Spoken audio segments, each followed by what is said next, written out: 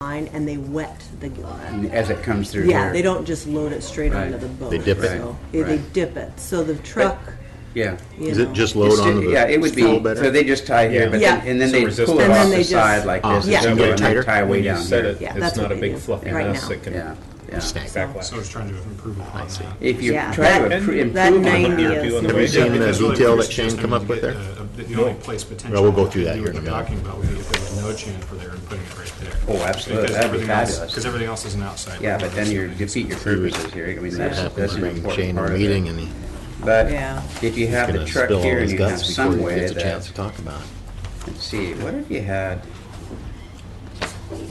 something like this? Oh, yeah. That would be in the way of things, though. You don't want something outside the pilings. It'd just get knocked off or get banged Unless the into. whole Is this house the crane is dock? out. 10 feet is. You're looking at the crane dock. Okay. Where you put a little bit of a, like a rail up there to roll the net See, off. boys, where it is. Just trying to figure out, you know, this doesn't line up well either. I mean, if a guy was out here someplace and tied up out here to this, I don't know, because this takes a turn. This goes up, it goes up. Yeah. Right, that's a Did you ramp. see there's a Glenn ramp out there? but- Glow? Hi, how are Did you see Glenn out there? No. Did you see? No, I didn't see anybody. Does this dock take a turn and go this way? We got lots of room. No? No, Pretty much it's goes straight. Straight along there, okay. It is at a little bit of a greater angle than 90, or a lesser angle than 90, so that out here someplace you would conceivably line up and Thank you could you. drag your net through the Can we water. keep these? Those are yours. No. Yeah, we started I'm not- 3 I'm minutes just not ago. sure that 3 this minutes is ago. gonna be, Yeah. this is gonna be worth the expense, because He's it's a new guy. not as Probably. practical. Hello. Hey, we're Yeah, it's meeting not as today. practical Up, to- we're having our work You know, session. You gonna like, make like it? Glo says, guys are tying way up here and 4. then just letting the net drop in the water and dragging it through. 3 minutes That works after. okay, but whether it's worth the expense of adding Okay, something sounds else to it, good. I don't know. See you in a little bit. Where Okay, it's we're meant to good. be done.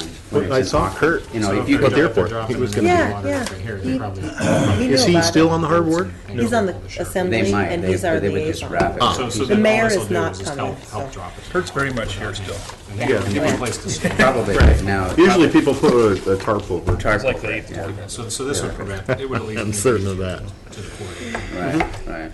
Actually, he's often up in your Yeah, office if too, you- isn't he? I mean, the I farther see him out up there, the a couple times a year. He swings Seems in. like half the You know, time you we get talk a to you, more he's there in your arrest. office. Let's make sure. He's not that often. Way out He was up here. there doing, his shoulder had Coming surgery through on this way, it. He and was you- up there. By the time you just deploy happened to here, be you there don't having have a too meeting. bad of an angle, whereas if you're tied up in here, you're making them, you know. I never got a 90 chance to go see the drive down dock up there in Rock Bay. I brought some more photos. I keep bringing the same It's photos pretty every time skinny because in there, for one thing, and it's good to refer to them Yeah. from time to time. I think I've left them you're here not going to get a seine board in there, I wouldn't imagine. several times, but that's No, basically no, it. no. And We load that they're one not from the going to tie end up rather this than way from the and load a side. gill net. You're not going to load a gill net over the side of the boat. It's going to be over the stern of the boat. So That's not much of a trestle, is it? How wide's that? yeah, The bridge going on that? 17 feet. that would. I What are mean, we looking at now? if this, Same if we we are. started here with a truck, That one's got a you know, a drop rail it down into the middle. water to and take drag it it across the water. Oh, okay. They wanted You know, way out pedestrians, here. and they wish they never would have done it because it really it's too It would tight be for useful, Yeah. I guess. Nobody in that walks sense. up there anyway. Yeah. I mean, it's got a pretty I long. know, I mean, they can get out of the way. This is Yeah. set People up get out of for the way. seiners. The big boys, right? Nice to have the crane there. It's up to whatever. We've got all night, so if you want to wait for somebody, There's- you guys are probably more in a rush than we are.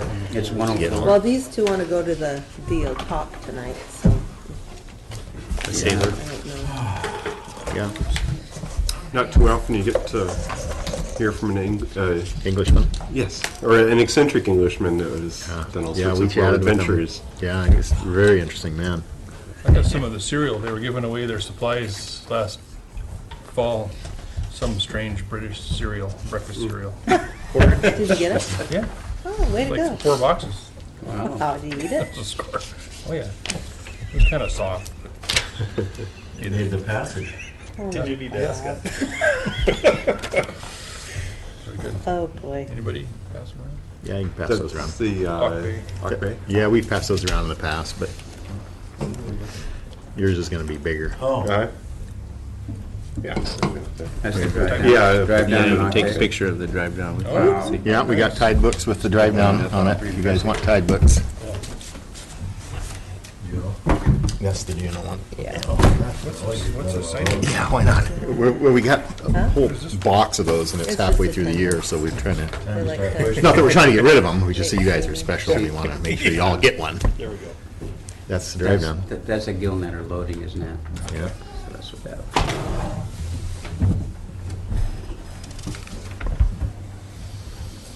Boy, let's get this stuff a little bit farther over this way. Means is I can't eat the gluten.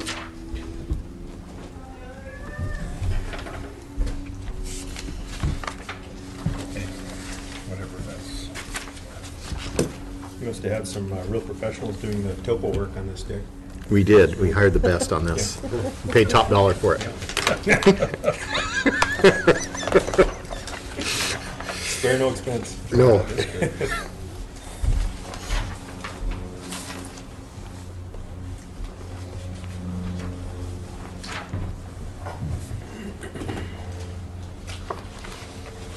No, I don't know where Kurt is. No, I don't know where, he knows. You can drop in. As of an hour ago, he knew it was here, so.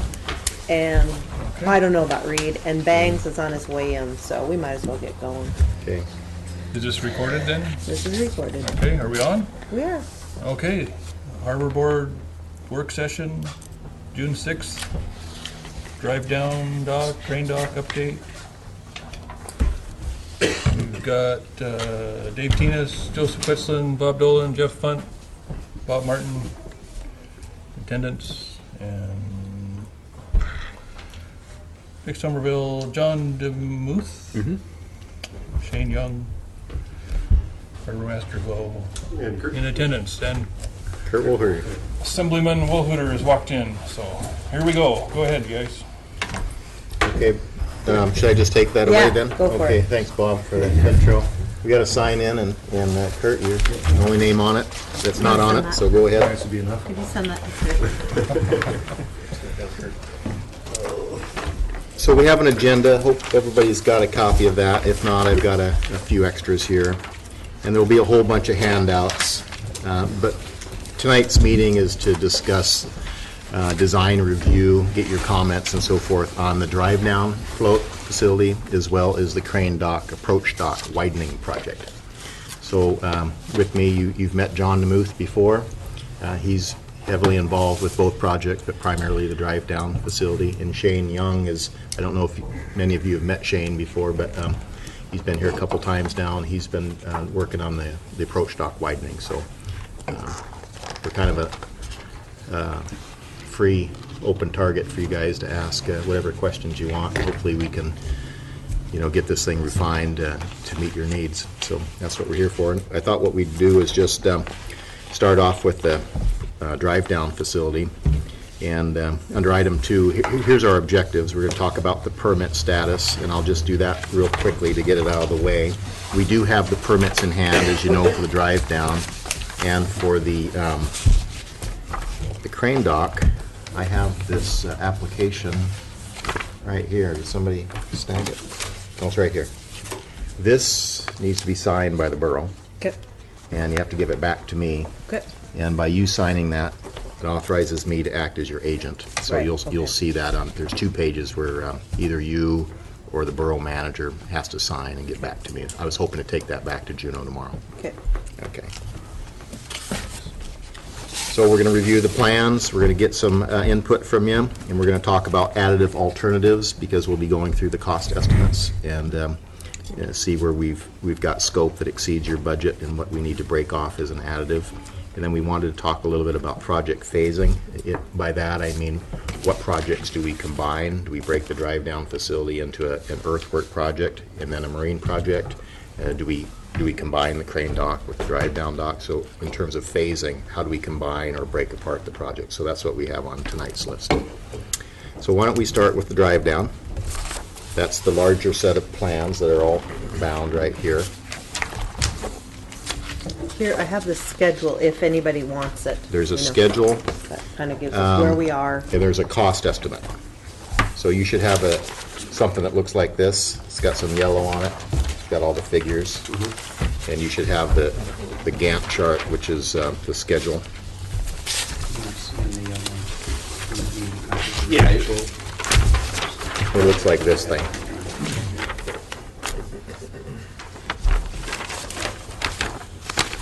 So well, let's just, we have the schedule in front of us. Let's just look to that real quickly. What we're trying to do is get both of these projects on the same schedule. And so the approach dock widening started a little bit late, but it's a smaller project, and we're going to catch up, and we're going to eventually get to both of these so that we advertise them at the same time. That's the goal. And where we are on this is we're on line 10.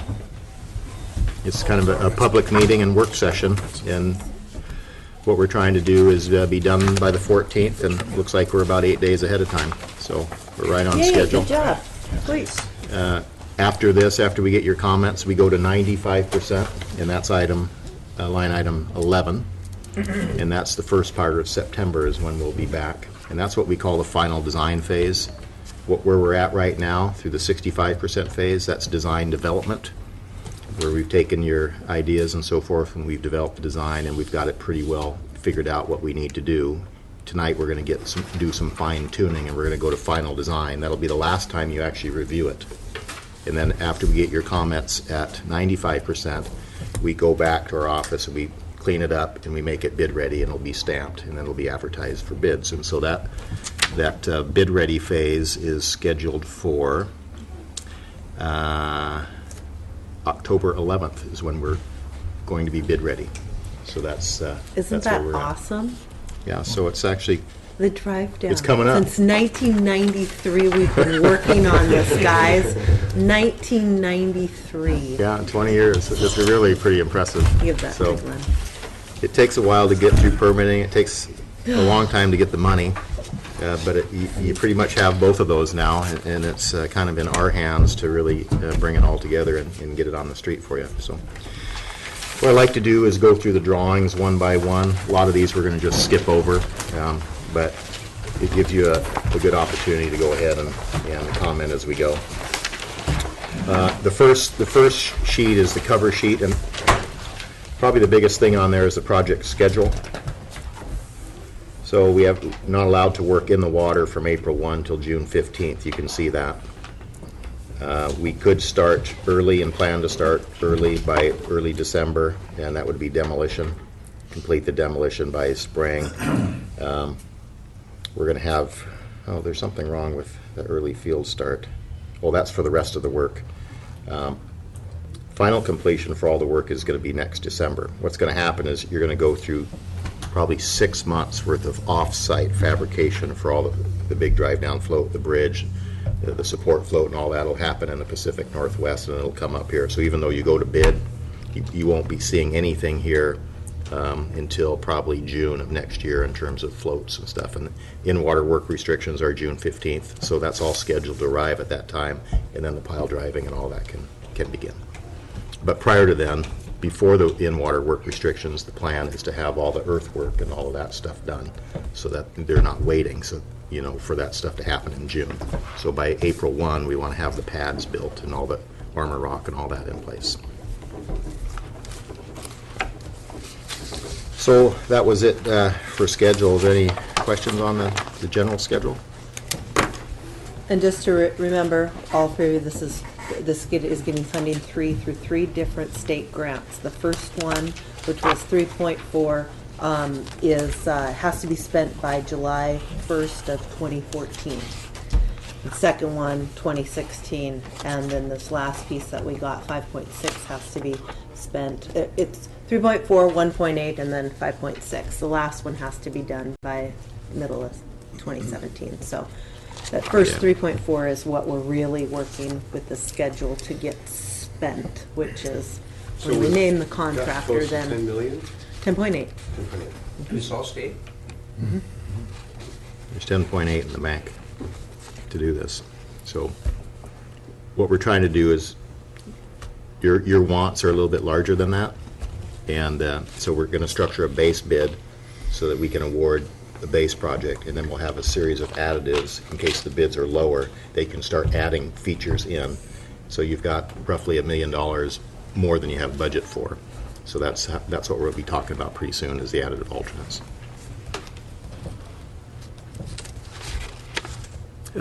Could you give me the date again on that first piece of money that needs to be spent by, is it July 1? July So July 2014, July 1, 2014 is 3.4? or June 30th, you know, Uh-huh. I guess probably. What was the amount? 3.4. Yeah, so what has to happen by July 1? All that earthwork that I was talking about in the pad, the staging area needs to be built.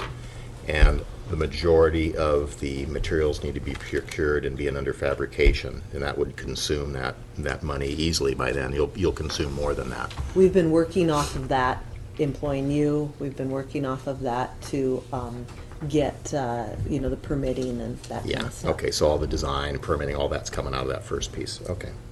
And then could you give me the dates again on the other two, just so I can write? 2016, June 30th, 2016, and 2017. And then- 1.8, Uh-huh, and then 5.6. okay. All same date, July. June Yeah, 30. June 30. Okay. Yeah. By July. Yeah, By July 1st. okay, no problem. Should be no problem. Okay, so flipping sheets here, sorry, John. Sorry. I encroach your spot here. Not much to talk about on sheet 102, so we can go straight to 103. This is existing conditions, that's what's out there right now. You can see the cold storage facility and the existing pad, which was the former dredge disposal area. We have the former fuel trestle and the fuel dock and the old fuel float. That boathouse that's sitting right there, I think that's still there, right? Will that be? Nope, it's gone. Boathouse is gone now? Yep. Okay. Very good. So that's what's there. The boreholes that you see there are stuff that we did prior to dredging, and over 10 years ago. So those are still useful information for us. The next few sheets are just the borehole information. We're putting those into the drawings now, so contractors can understand what sort of soils they'll be driving into. And then sheet 106 is our demolition plan. You can see the demolition limits are just kind of outlined. Yeah, that's gone. So we're taking down the old trestle, all the old dock, the float, all that comes down, the fuel lines come off. The approach dock, which is the newer approach dock, which is item 2 there, that will just be dismantled, and those materials will be planned to just leave them up on the staging area for you. So there's a lot of good material in there. Yep. I had a question for you, and we brought that up last time. I'm not sure we ever got it answered, but did anybody decommission the fuel lines out there and clean them? Yes, Petro, before we took over ownership. Okay, so their contractor doesn't need to do anything with those other than cut them up and get rid of them? Cut 'em up and Okay. yeah.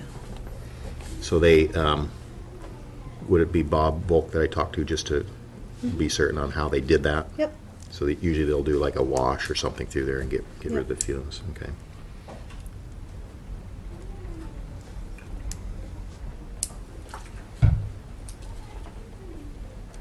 Okay, very good.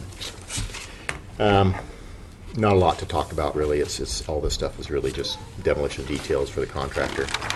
So if we go to 107, So Dick, you're gonna take that rip wrap out and just gonna set it aside and put it back in later? yeah, this on the Just gonna front. Lift it all out. Yeah, we'll just take it off, put it on the beach, fill out, then reuse it. It's pretty obvious there, Yeah, we'll use whatever we can out there. And I do have a discussion I want to talk to you about in terms of riprap, but we'll get there in a second. Sheet 107, again, these are more details of what's there existing. 108 is the new site plan. This is what the facility will look like from an aerial perspective, if you will. We've got a series of drains running down the middle of it. The contours look like it's real steep, but it's not. It's a real gentle slope to the middle, if you will. So anything that's on this pad will be collected, and it will run through an oil water separator, and then before it's discharged.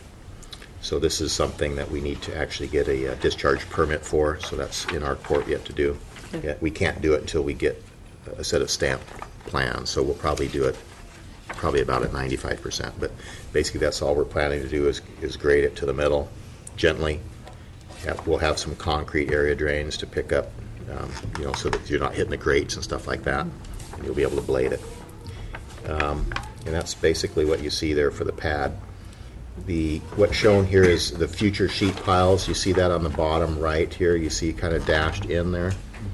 That was, if you ever do build the sheet pile bulkhead for heavy loading, that's where that would go.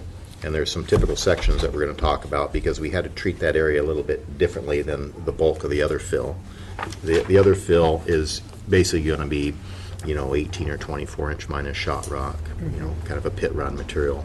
But in this particular area where we're having future sheet piles, they have to knife through all that material. So this zone right in through here, we put I think it's a 4 inch minus shot rock. So it's a little bit more expensive to do that right now.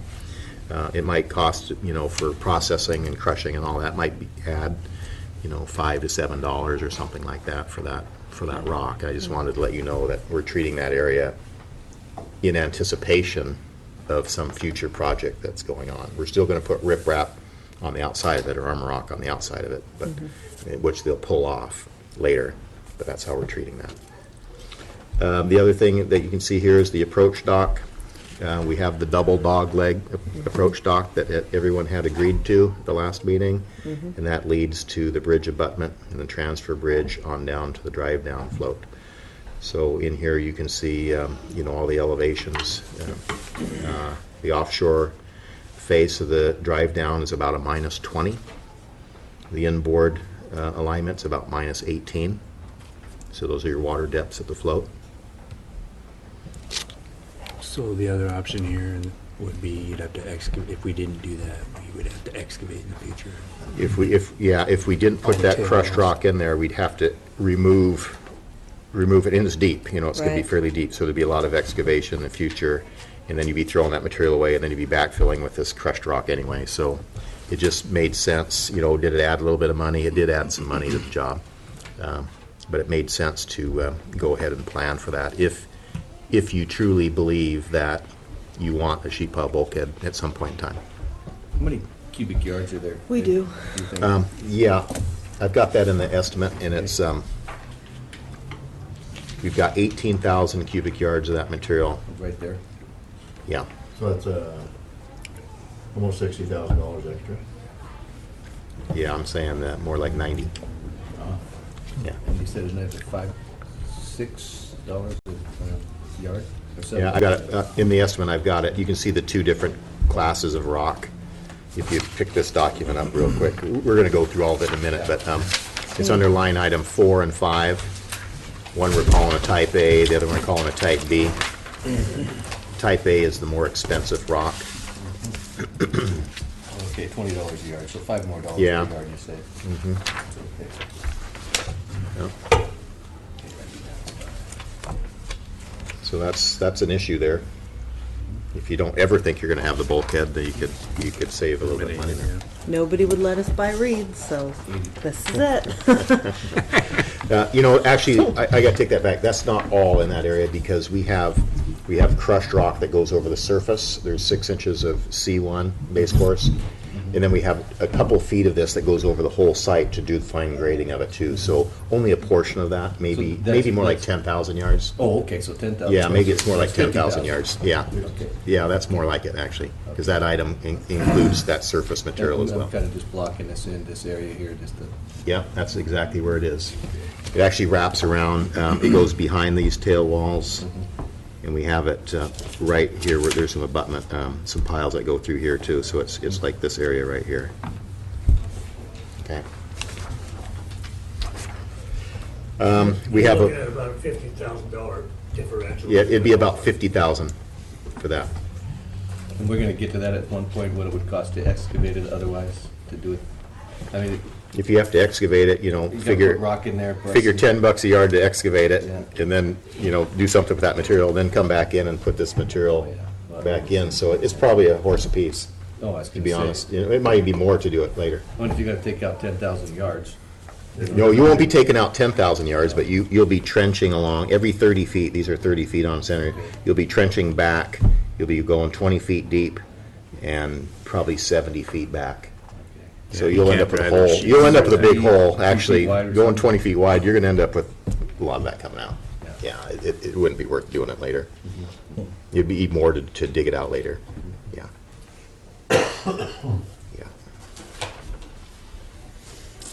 Yeah. So just moving on here, we're going to carry a water line. This is, I think we have a 6-inch water main that runs from Nordic all the way to a hot box, which is an above-grade heated equipment box that will have the backflow preventers and stuff like that in that.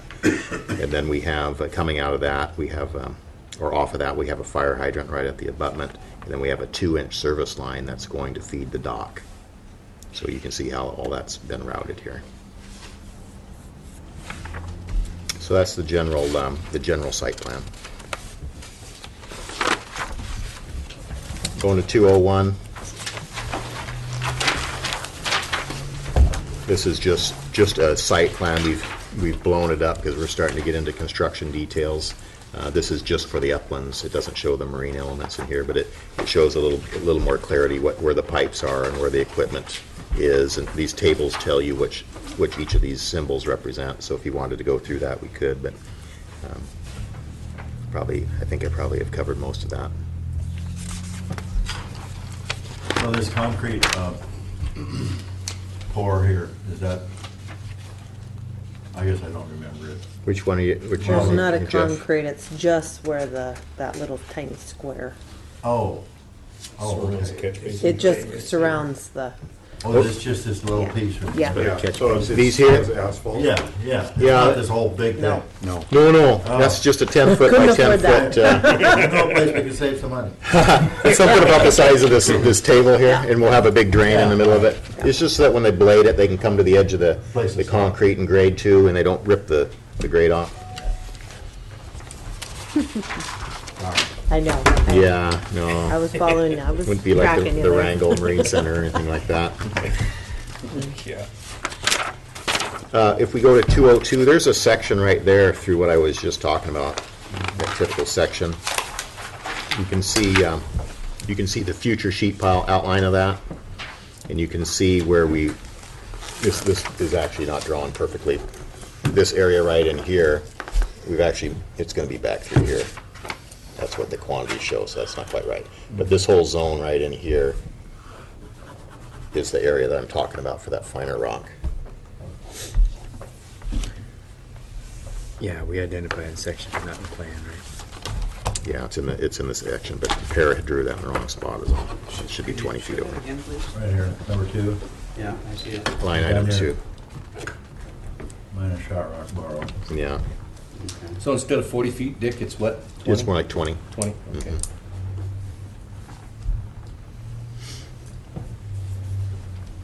And from here, from the face of the sheet piles to the back of the tail wall is about 60 feet.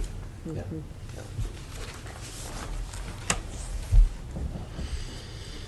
So, what I wanted to talk to you about, we're trying to cut some costs, and one of the things is armor rock is real expensive. So right now we have a design section that's going to be a permanent section that's going to go around the whole site. But in this area where the sheet piles are, and since it's moved in from the nose a little ways, we could probably skinny that section up a little bit. We certainly can get rid of the underlayer rock, and that armor rock is really expensive. We have it in here at there's $200,000 worth of armor rock to go around the whole site, and it'd be nice if we could get rid of $30,000 worth or something, because Is that just large rock, or what is it? yeah, it's big rock. It's It's got to be placed? yeah, it's all placed with an excavator. Yeah, and we need it in there until the sheet piles are there, and then when we take it off, we don't need it anymore. And so it's one of these things that it's probably a waste item if you put it in. I mean, you're not going to be using it after you put the sheet piles in, because it's all, you can't But you fill do it. have to have it. You need to have it, And Why? Yeah, that's the Keep next your question. whole so you don't erode the parking lot parking, so the doesn't go current into doesn't the take bank. away the pad. Yeah, so we have currents coming through the narrows that would scour away all this fill that we're putting in there. So we have to lay it on there. But I'm thinking that what we would probably do is, you could see this section here, this is 5 feet thick of big armor rock. It's, say 2 to 3 foot size rock that you maybe placed all up and down the bank, and it just, if I knew when you thought the That's right. When that- bulkhead when what would was go gonna in, You wouldn't need that much, because it wouldn't have rode out. I would feel that it would be an acceptable risk to skinny it up quite a bit if I knew it was 2 or 3 years down the road. If you said it was 10 or 5, then I would say we probably ought to just build it as. Cost. Well, No. it was like $6 million, from what I remember. For the sheet pile? Wasn't it in that range? Yeah, it's Actually, I don't think- 5.6 million. Yeah. To be I exact, thought, at the last we'd estimate. also talked about doing kind of a trestle thing out, on pilings Yeah. as a less expensive alternative. In which case you would need that armor rock Like because. the grid. Yeah. Right. Well, yeah, right. Like the grid. Yeah, Like so that, grid- so that up you have to a the face grid. that you can pull up to. So then would we need to have that 4-inch rock put in then, if that's the direction we want to go in? You wouldn't need the 4-inch rock. No. Save some money You on could that. design another dock. Yeah. Yeah, you could put a pile supported dock in. Yeah. I mean, would that be less expensive than driving sheet pile and? Well, it depends on the Although, size. It's, we haven't really gotten into. Comparing apples and oranges there. The sheet pile is a really heavy load facility. You can put whatever you got in town right at the face of that thing and load it up. When you put it on a pile supported deck, you have to be careful about what loads you put on that thing. And so, if you're gonna want a real heavy load facility, the bulkhead will be the most economical. The sheet pile bulkhead is the most economical design. Right. But I wonder if we really needed that heavy duty of a loading facility. Well, that would be for, like, think of rocks what's and there. stuff. Think about what's out there. I mean, at some point, we've talked about it being a fairly redundant thing with a crane dock and, kind of a deal. Would we tie a tour ship in there? I doubt it. Snaking them in there. Be on the train dock. Or the drive down. They're going to be on the drive. They want to be on a floater for I loading. You'd be putting sand skips in. yeah, The it'll same be kind of things that happen on the crane at the dock. crane dock. I dare say there has to be a real political push for this. That to go over the top of our next big deal will be Scow Bay and developing a boatyard and those kind of things. So I can't see that phase happening for a long time. Because what we gain out of it is really a loading facility, not so much, we're not getting. You any get a heavy load We facility get a out of it. heavy load, facility. So any When you sort say of heavy, 1,000 PSF versus 1,000 per- the crane dock, which square might foot, be, square foot. crane dock might be in the range of 200. So what would you need to So what purchase you would- something like that? Pardon? What would you need for axle weight if you're going to take that on the road once you got off that? Well, that's exactly right. Is I mean, that- you is gotta the road gonna permit be this the- stuff. Yeah. Well, like we've Coming designed a along. lot of them for the logging operations. It's a heavy front end Heavy loaders, abuse. just dumping logs Yeah. right there, right at the face of the road, getting ready to load them. So it's just stock. Just not necessarily Yeah, something that's going down the anything street, heavier but Be allowed Well, on that the can be highway. loaded on the highway for permitting too, Yeah, you put stuff on, various houses. low boys and Well, you whatnot. got the boom trucks now dropping skiffs in the water at the crane dock at 200 pounds PSI. Yeah, if this was just to be for like a boom truck type dock, Yeah, you wouldn't need this cheap pile bulkhead. yeah. If I you, think in the future, if we were to drive piling out through there, can we drive piling through the 24-inch minus, or does it have to be a 4-inch minus? you're gonna have to, you won't be able to drive those through there either. So you'll be Right. doing individual pockets. You just dig a hole. Yeah. Yeah. Whereas the sheet piles are gonna go back, 60 feet and they're real deep. And so you got this big long trench, and to get to the bottom of it, you're gonna be doing that. Right, but I'm talking about a piling dock, not a sheet pile dock, but Yeah, pile dock. Pile You're gonna be dock. digging pockets. thing. Yeah, So we're roughly 30 feet to the toe of that Probably. big rock. yeah. So what would be your beam length that you could put out there if you put just piling across the face? And then cement anchor on A big Here. footing there. the big footing. What would be the How one? how long could you, of a beam could you use? Oh, I see. See, so you don't have to put more piling in. Oh, I see. Yeah, possibly Span design. 30 feet? Oh, yeah. With the lighter loads, sure. Because that's what we're talking. Or, Yeah. or possibly put more pilings in there. I mean, if that would be cheaper than. Trying to get the pilings through these rocks, though, is the problem. Right. Yeah. But if it's built with the smaller rock, then maybe it's not. Not as hard to get. Yeah, or if you're doing kind of. Yeah, a you'd be able to drive thing. pipe piles through the smaller rock, or sheet piles through the smaller rock. I thought I was understanding that if you want 200 feet face of dock, that the sheet pile dock, even though it's stronger, is the most most economical. I mean, it's Well- cheaper than a platform dock. This dock was actually 300 and some feet long, from what I recall. I actually All the didn't way bring up that to with the me. cold storage. So the construction method, you just drive your sheets down through the ground, and that's just a much more efficient and cost-effective means of getting in. The capacity is really high too, as well. Right. But if you would put a pile-supported dock out there, and you'd have to put piles in and beams and a concrete deck, and really, it's actually the square foot cost. Typically, if you took a look at the same footprint, the bulkhead dock is, in the range of 60 to 80% of the cost of a pile-supported dock, typically, because you're using earth as backfill. You get to use that, and rock is cheap as compared to structural steel and concrete deck panels and all of that. What were we talking about deck paneling at one time? Was it 200 square foot? Yeah, it's probably maybe 2 to 250 range, I would say, 250 range. How about longevity of the dock versus the sheet pile? Is it any issues there? And as long as you put the anodes on them and stuff, Yeah. You have anodes on the sheet pile? yeah, you have anodes on the sheet It's piles as pretty well. bulletproof.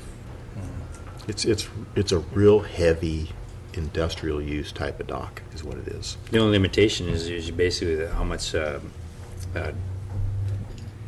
water you have at the face. So you gotta, because you pile support dock, you can go out a ways to get to your deeper water, but if the sheet pile bulkhead, you have to have it right at the face there. Yeah. I mean, you can build out to that, but you need the water depth right there. How far does the salt water go into the fill there? I mean, how far? Oh, it'll run right through this fill. Yep. So it's Yeah. all a corrosive environment, but you have anodes just out on the face where you Yeah. can change them, and that protects the inside. Yeah, once back on the inside there, it lacks the oxygen to really get the corrosion going there. But on the face, you need to run the anodes on the face. And those are sections, like how wide are those sections that they drive? The sheet piles, they're half a meter, so say 1.5 feet. Okay, and they They're just, half-inch thick. so you can't, it's gotta go straight. It's got to go vertical. It can't, there's no way you can go around an obstacle. I mean, it's gotta line up with the Because they're interlocked. Yeah, they got a finger and a thumb, and they hook in, and they have about a half an inch of slop in them, and so they can thread, and they're going to be probably plus 25 to minus 15, minus 30. They're going to be about 60 to 65 feet long at the face, because they'll penetrate into the mud. And it's guaranteed that if we use this expensive material, that there's not gonna be a little clinker in there that messes up the whole program when they go to drive those 20 years from now. I mean, You mean What do you mean? a 5-foot granite boulder? yeah, something right. It just seems like We got that no matter what we build. they could tumble in there when they're dumping it or something. Well, we got it below the surface. We got it. It's Yeah. throughout. If there's obstructions, there'll be like a unit price to remove the obstruction. There's no way around it. If you have a pipe pile that runs into one and it only goes down 10 feet, you're gonna dig it out. That's what you gotta do. Yeah. Yeah, we can't say there's not gonna be something below. the Yeah, we're existing way mud. down in here. Oh, We're we're da- going way below. Yeah, here's the mud line here. We're going way down into that because you have all this soil pressure on the wall. Okay. You can't rotate or slide out or anything, so all that friction against that back wall is what keeps it from rotating or sliding. Yeah, well, sometimes we run into something here, then we end up having to take this back a little bit more. Yeah, there is the option, if you bump into something here, you can go up and over, just drive these a little bit deeper. Back in here, you're looking for like a sail area for the friction against the wall. That's all you're trying to do is get an area and to get pressure from the backfill against that wall. That friction's what keeps Are it. there test drillings before the driving starts, or do you just Well, start we've driving? done that already.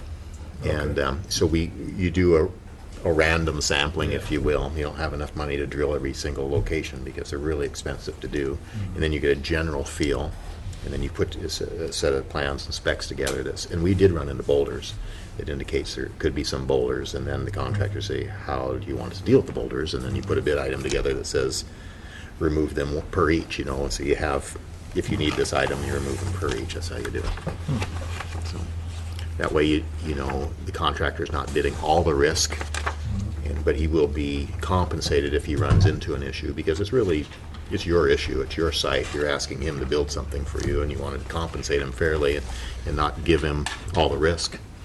So that's how you do it. You just put these unit prices in the bid schedule to deal with it. But back to the reality of that second phase, or the third phase is what we used to call it. Yeah. I just don't know that you are going to really be able to pass a red face test when you're talking a $8 million to put in that. What are we going to use it to load Saints gifts? I mean, at this day and age. Now, 30 years down the line, maybe we'll take out a float to put in a cruise ship, because that's what we're doing in 20 years. But to get anything of sizable, to get it in there, to be able to maneuver around, launch, really what's probably going to happen in that area is that we do pick up those two pieces of property and maybe sheet pile across the face of that, create more parking area, put in a second launch ramp, kind of go down that road, tying the whole waterfront together. I think we'll spend a lot of money other places before we come back to visit this. So I would say we don't want it to drift into the drink. So if That's we're what I'm going to sort of getting need, at, that 50,000 maybe. we need that. If we have to, that we may want to even spend, if we really have to cut. It seems like it could be cuttable. Well, if we just have to. keep that in your, in your thoughts as we go through this, is some areas to cut, and that's Yeah. why I'm bringing that up, Every because little we're bit gonna get there matters. here in a few minutes. I'm not sold that it's a must-have. Yeah, Yeah, exactly. Yeah, because there's other places like right. Reed's or AML You do it. heavy stuff. Okay, enough for that piece there. Let's go on to 2.03. We're getting into some details here on the water system that I don't know that you totally need to get into, but by code, we have to have this hot box, and it has to have certain equipment in it so that we don't, contaminate the city water system with back pressure. So that's what that's all about. Right now, in the base bid, we have water that comes from the street out to the hot box, and it includes the hot box itself and the fire hydrant. Everything downstream from the hot box was going to be a 2-inch service that feeds the float. That is currently in an additive alternate. So you will see that under additive alternate seasonal water service on the float. We put this segment basically from the hot box all the way to the float as an additive. So just that you're aware of that. Number What number is that? It's under additive alternates number 5. Way on the bottom, Jeff. Oh, yeah. Oh, I see. seasonal meaning. Yeah, it was a Summertime seasonal, we can Yeah. look it up. 50 grand. So Is that, are we required though to have that with the cruise ship usage of this cruise ship money for this? Is that, Any water? Nope. okay? Yeah. they can water up at the crane dock, right? Yeah, For the fuel dock. yeah. Sheet 204, just some design details on how we're going to route some things. And probably don't have too much comment on that exactly, but it was just details. Sheet 301, probably something that we should spend a little bit of time on. This is the approach dock. We really appreciated your efforts to going out and doing the field exercise. That was... That was so much fun. You guys probably had pretty good arguments over what was the right thing to do there, but for us, it was really, we really appreciated that, and it led to what we have concluded, and that was a 26-foot wide approach dock is in the base bid, and that's what you see designed here. So it appeared that you had quite a bit of room there, and maybe more room than you actually thought. With the 26, I know some of you wanted to have the 28 and had that opinion pretty strongly. So to widen it out to 28 feet, we have that as an alternate. So in the base bid is a 26-foot wide approach. We have the double dog leg, as we had indicated at our last meeting. And if you go to item number 4, it'll cost about another $60,000 to widen it the extra 2 feet. How much? 60. It's on item 4. $58,500 is a rough estimate. Under additive alternates at the very bottom. The way this is broken up is the top part of it is the base bid. We're trying to get to around $11 million project. Anything over that, we've included in alternates. And we can rearrange this based on your wishes here. But I'm just saying this is how we have it structured right now based on what we've been asked to do. So 302. A lot of John's handiwork here, and another engineer named Matt Sill. This is how we plan to frame it. It's steel pipe piles for foundations, both vertical and batters. Batters are for lateral loads, seismic loads, that sort of stuff. There will be steel girders that span between these bents. The bents are fairly long. Forget what the length of what were the spans there, John, do you remember? Yeah, like 46 feet. Yeah, 45 to 46 foot span, so we stretched out as far as we could go in order to make an efficient girder design and to reduce the number of piles and have it as open as we possibly can. We have 6 girders, you can see. They'll come in pairs and they'll just set on the pile caps. And then we have an open steel grate deck, a lot like what you see at the ferry terminal. So the snow and everything goes right through it. You won't be plowing this thing. You won't have to worry about that. Can I just, Yeah. I apologize for going in. I didn't want to back up to the 28 feet, 26 and 8 feet. I wasn't around for those discussions, but can you just summarize because you said people had some pretty strong energy about the 2 feet difference. Can you just kind of summarize that for me really quickly? Yeah.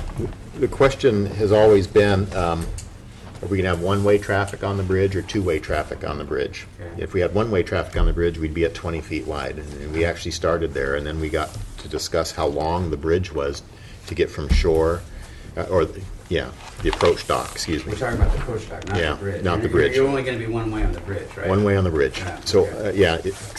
the approach dock was almost 200 feet offshore in order to get to the bridge, and then it was another 140 feet to get down to the float. So we're talking something over the length of a football field, and it became unreasonable to expect that with the activity that we saw at the crane dock and what you might expect here on this facility, that you wouldn't have people stacking up on the bridge, so they would drive, or on the approach dock, leading offshore, waiting for traffic to come up the bridge. And so we need to design this for two-way traffic. Gotcha. So then we said, okay, well, how wide do we need to go? And we had limited budget, so we wanted to fine-tune what that was. So you guys went out and actually painted this on the ground out in the yard out here, and got the fire truck, and you got it was a flatbed and a 24-foot trailer. With a seine on it. With the seine on it. Okay. And studied, or did field trials with various widths of dock. Yeah. And came up with 26 feet as a minimum. 28 feet was, gives people a little bit more sloppy room if they don't park just right or whatnot, and have real wide mirrors and whatnot. But I wasn't there for that, so maybe Glo, you could say how that went probably better than I did. And just because so many of our familiarity is with the crane dock, and that is 19 feet from inside to inside bull rail, and so we know that is too narrow.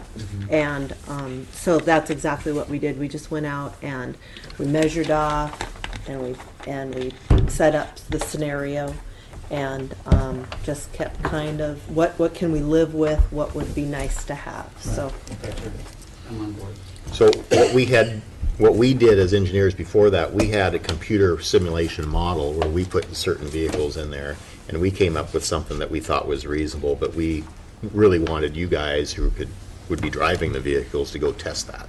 So in our model, we back trailers down, we drove them forwards, we had different sizes of combinations and so forth. And, you know, there's a general, it gets to be a general feel at some point in time on what two vehicles may pass. Is one going to be backing and one going to be going forward? You know, how good is the driver? You know, it gets to be that range. And so I actually think the 26-foot is a really good solution. So once you get down to the float, is it, you can reasonably turn around? Oh, no problem getting on the float, yeah.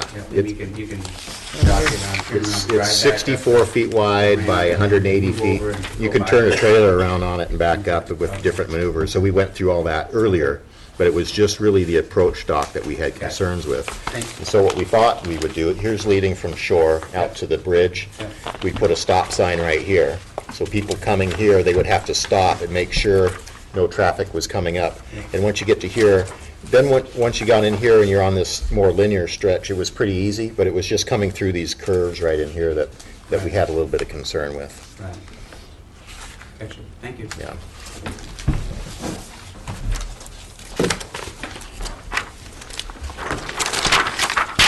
So sheet 302, we were just talking about the approach dock there, and that's the typical section through it. We'll have a heavy vehicle rail on both sides. There'll be lighting on extensions to the pile caps, so they'll be outside the rail. Won't have to worry about that.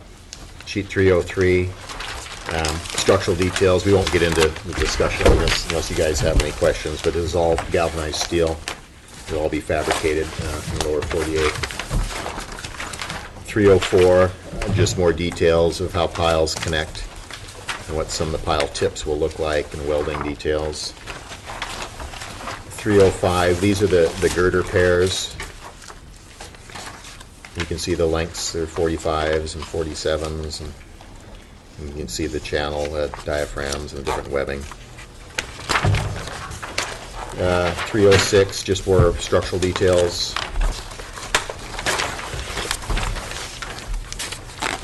I think we'll skip through a bunch of this. 307. The 308 is really a layout on the deck panels. These are, John, why don't you describe these deck panels in terms of the depth of the panel and their weight and just what they can expect there. The Or on grading? 30 yeah, the grading. This grading is, it's what DOT uses on all their ferry terminals and so forth, and it's special made because it's, if you use regular grading like we did down on the, down South Harbor there in front of the Correct, the grid. grid, yeah, if it was on a slope like that, if you get heavy traffic, that stuff will tend to kind of roll. This stuff here, it's used on the bridge, but also on here is for the heavier highway traffic loading, and so it's got kind of if you look at it, it's like an X or a star kind of thing. It's interlocked. On a walk on a bare It's feet. probably, yeah, I think it's like I think the main rail is like 5 inches thick, and it's all hot dip galvanized. But, Same as what's Ock Bay. yeah. Same thing. But Yeah, like the DOT photos going uses around it shows on- that decking as well. Is all this steel work galvanized? It is. Yeah. So it's a proven product. It's an expensive product, but you'll be real satisfied with it. So you wouldn't feel comfortable using the same grading that we got by the grid? Yeah, it's a different application. Yeah, it just all, goes one way, and as you get onto that, I get you. it'll bend over. I see that. I think we're forced to use it on Ock Bay because of the eelgrass issue. Yeah, it's also got a lighting issue that the regulatory groups like, light will go through, won't cause the shading problems. Yeah, there's a good photo of it, and so all the vegetation under the bridge will flourish just like normal. Like under my boat. I mean, all the girders and all the timbers and all the beams underneath this stuff, that's all galvanized as well? All galvanized. Everything's We don't have any Steel. timber on this, Right, except when you get down on the float. right. I was just looking at maintenance and Yeah. Ben under there's painting with a paint. Yeah, no. No, there won't be any painted It'll be steel on about there. as maintenance free as you can get. Right. Going to 309. Making the second turn. Maybe we'll slow down. Me too.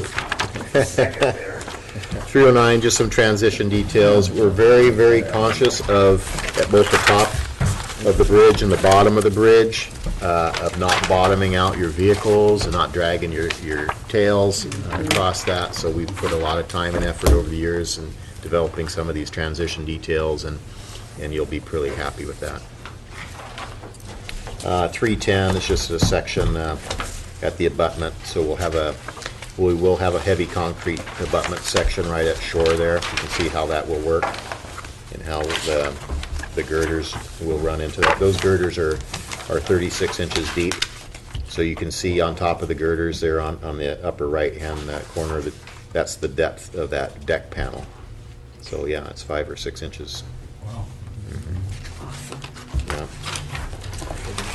401, this is the transfer bridge. So the transfer bridge comes down off the approach dock, and we'll have another abutment that will be right where it comes off the approach dock, and with the top hinge assembly for the bridge. That is actually a slide bearing, so the bridge will be pinned down at the float, and as it goes up and down with the tide, there'll be a slide bearing up here at the abutment, and there's a transition plate that we just went past here that leads onto the approach dock.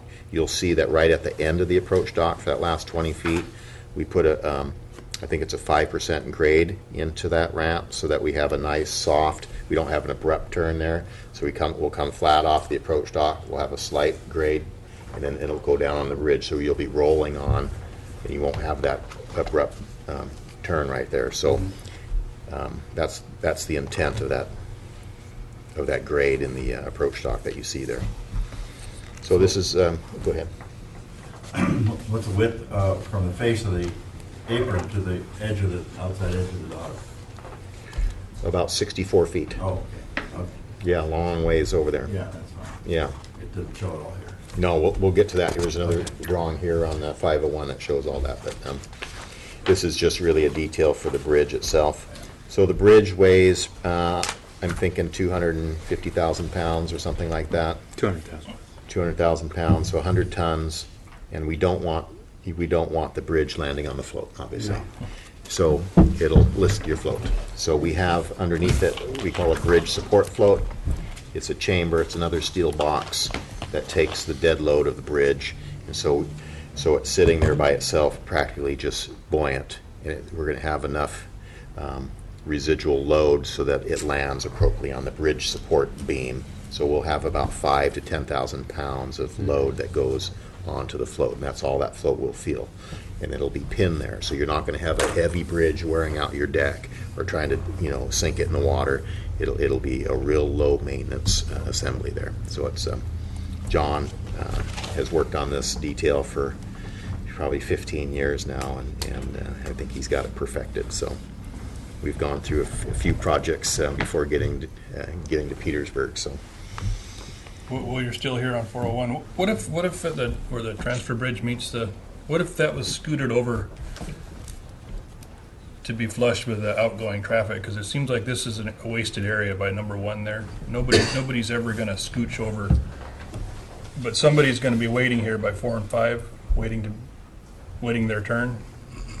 Seems like it would make sense to have the dock All to one side. offset to be flush with the outgoing traffic, maybe. So coming up to be flush to the right, is what you're saying? I see what you're saying. Maybe. I don't know. What do you think about that? You think traffic will be waiting right at the top of the ramp? Well, there's something. Isn't that why we Well, have? No, it's going to be back about 60 it's going to be feet. back. It's going to be back 40 feet. Before the turn. Supposed to be at the stop sign. Yeah, It's stopped at the Remember, stop sign before- right just here. Before the bend. Why are we 26 feet out there then? If it's one-way traffic. Because Yeah, we got to make that. We got to make the turns. the turns. They got to come up here and head Yeah, I don't think we want to go backside and like a taper on the bridge. I don't think that would be. First, I don't think it'd be economical either. It'd be. Yeah. Yeah, you Yeah, need that we've width never of the trailer. set it that way. You come over to this outside edge, and your trailer's still dragging on this inside edge. All right. So your bridge support float is substantially below the level of the drive-down float itself. Mhm. and you've got lots of water there to Yeah. deal with that, and why is that the case? Why is it so deep? Why is it? It actually comes out of the water on a low tide. When Yeah, it we're tilts showing down, here the high tide, it looks Yeah. deep. The high tide and the bridge is level, that's down, but when it actually rotates down, the top part of Do the we have float it- actually do we have comes, it- almost comes up. Yeah, the heel of this thing, the inside edge will actually come up on a low tide. Okay, so it's fixed, and so as you go down like that, Yeah, this, it's fixed, it doesn't hinge. It no, doesn't this is move on another that end. truss. It has to always be below the In order water. to- it has to If be it was below- near the close to the top and you went If down, any of it half of comes it would out. come out of the water and you would be Yeah. losing all that. You'd lose that benefit. Yeah, this is a bolted fixed assembly It here. hits the mud when it gets down. No, it doesn't. It will not hit the mud, that's why. Better not. Yeah, no, it cannot. It's dredged to -18 on that inside. But it can't come out of the water either, because if Right. it comes out of the water, it Then becomes. we've lost it's the gonna be lost support, the flotation, right. So I see what the deal is. I didn't realize the angles were gonna be so Yeah. steep. Yeah, that's the whole reason why Dick says that on these slopes on the front and the end, because you have to drive down now by the float plane, and what happens there is if you get a low tide, you're going from 0 to almost like an 18%, so you can kind of bottom out on the top, and then the bottom your bumper drags. That's too much of it. So we're actually Or in these your we're breaking it hitches in and half. stuff. We're taking like a 16% and taking 8%. So we'll go 8 and then 8. So And we're at the kind of top, rolling it's on kinda and 8, rolling 8. off. So it's break it in half, and then 8%. It's not. It actually makes. It's kind of a jagged curve, but it makes more of a curve instead of an abrupt turn like that. And it's the Auk Bay one. When you drive on it, it's fairly smooth. Could it be the support float, long tube that goes on either side of that, as the kink down there, and then you have all the flotation you want, and then it would still, it wouldn't have to be underneath there so far. How about that for an idea? Would we kind of like our idea? We could. I don't want to reinvent the wheel. 20 years into this. No, but I Yeah. see your support float just goes out a little bit beyond the, I mean, Yeah. you need a lot more probably than what I'm talking about. But Yeah, it would interfere with the piles there if we go out more. Yeah, if you take a look in the upper plan, you can see the outside of the float here. It's just outside of the bridge. Yeah. And we need that entire volume is what we need. Of this whole thing, that's the Yeah, we want really it- we want curious- it, That's but- the really curious design thing. is Yeah, that- we want it, yeah, it is. And we want it to be a disc. We don't want it too deep because we can't Right. drive it down in the mud. So it has Right. to be just below the water line on a minus tide. Mhm. So that's the criteria for Yeah, that. yeah. I've seen the one in Auk Bay. What's it made out of, Dick? It's steel. But I mean, is it a quarter-inch steel, 3-inch Oh, steel? no, Half-inch? half-inch wall, Half-inch steel? all welded. And that's all galvanized as well, zinc and all that? No, it's actually it's kind of galvanized and then painted over the top of that. It's coated and then it's got zincs on it. So it's galvanized with the therm. We have no way to, this is never coming out of the water, we got no way of Nope. maintaining it. Well, the way you Well, you maintain can. this You can is lift- this frame here. There's a pile frame here. I'll Hang it. just, Oh, you hang it up, so here's the hanging assembly that's right here. okay? It's just sitting on a pin here. So you take it up and you hang it off, you dog it off here, and you let the tide drop out from Right. under it, and this whole thing is hanging. What happens to the approach ramp? What happens to this ramp down here on the dock when you hang that? I was thinking. Oh, about you that just when gotta, we you talked gotta about- disconnect it. No, that No, stays it's just behind. it's Really? just So it just a starts metal with box That's sitting down that's there. bolted to the float. Oh, it stays behind. Stays behind. Ah, That stays on the float. Clever. gotcha. So You it's gotta disconnect it it's a welded plate or Yep, that's a frame that little comes ramp. up. It's bolted into the deck, and then we have another transition that lands on top of that transition. That'll come up and That's flop. where you part, Yeah, that's where you part. yeah. That's where you part, right there. Okay. Yeah. And we'll get to that float transition here in just 1 second. So what we did is we widened out this float transition in here so you can start your turn, and you can start turning into it as well. So it's pretty wide. This is 17. I think this is, what was this here? Was it 24 or 28 or something like that? So it's a pretty wide approach apron. Are those bow rails there, is that for structural support, or is that just something to catch a tire when the guy's trying to turn the Catch a corner? tire, yeah. Oh, on the float itself? Yeah. Yeah. On the Apron. Oh, on the apron. Yeah, so you don't go off the side. Yeah, of it. this will be tapered. I think it's like 9 inches high here, drops down to nothing here, and so we don't want you driving off that. Oh, I got you. Well, I was just worried that guy's gonna grab that with a wheel, but that's. That's Yeah, why we went out that's why we wider. We widened it. actually widened it quite a bit from what you can see. Yeah, the Auk Bay one actually is They've kinda actually straight. caught the edge of that. Yeah. Walk bay's also straight in and straight out. Yeah, that's a different. This one's coming in from the side, so we widened it out a bit more. So that's the transfer bridge. 402 is just how the transfer bridge is framed. It's a steel tube truss. These are 10-inch by 10-inch by half-wall tubes. So they're big, you know. Yeah, it's big. So this was going to take your heavy boom truck that you had. There's a section through it on 403.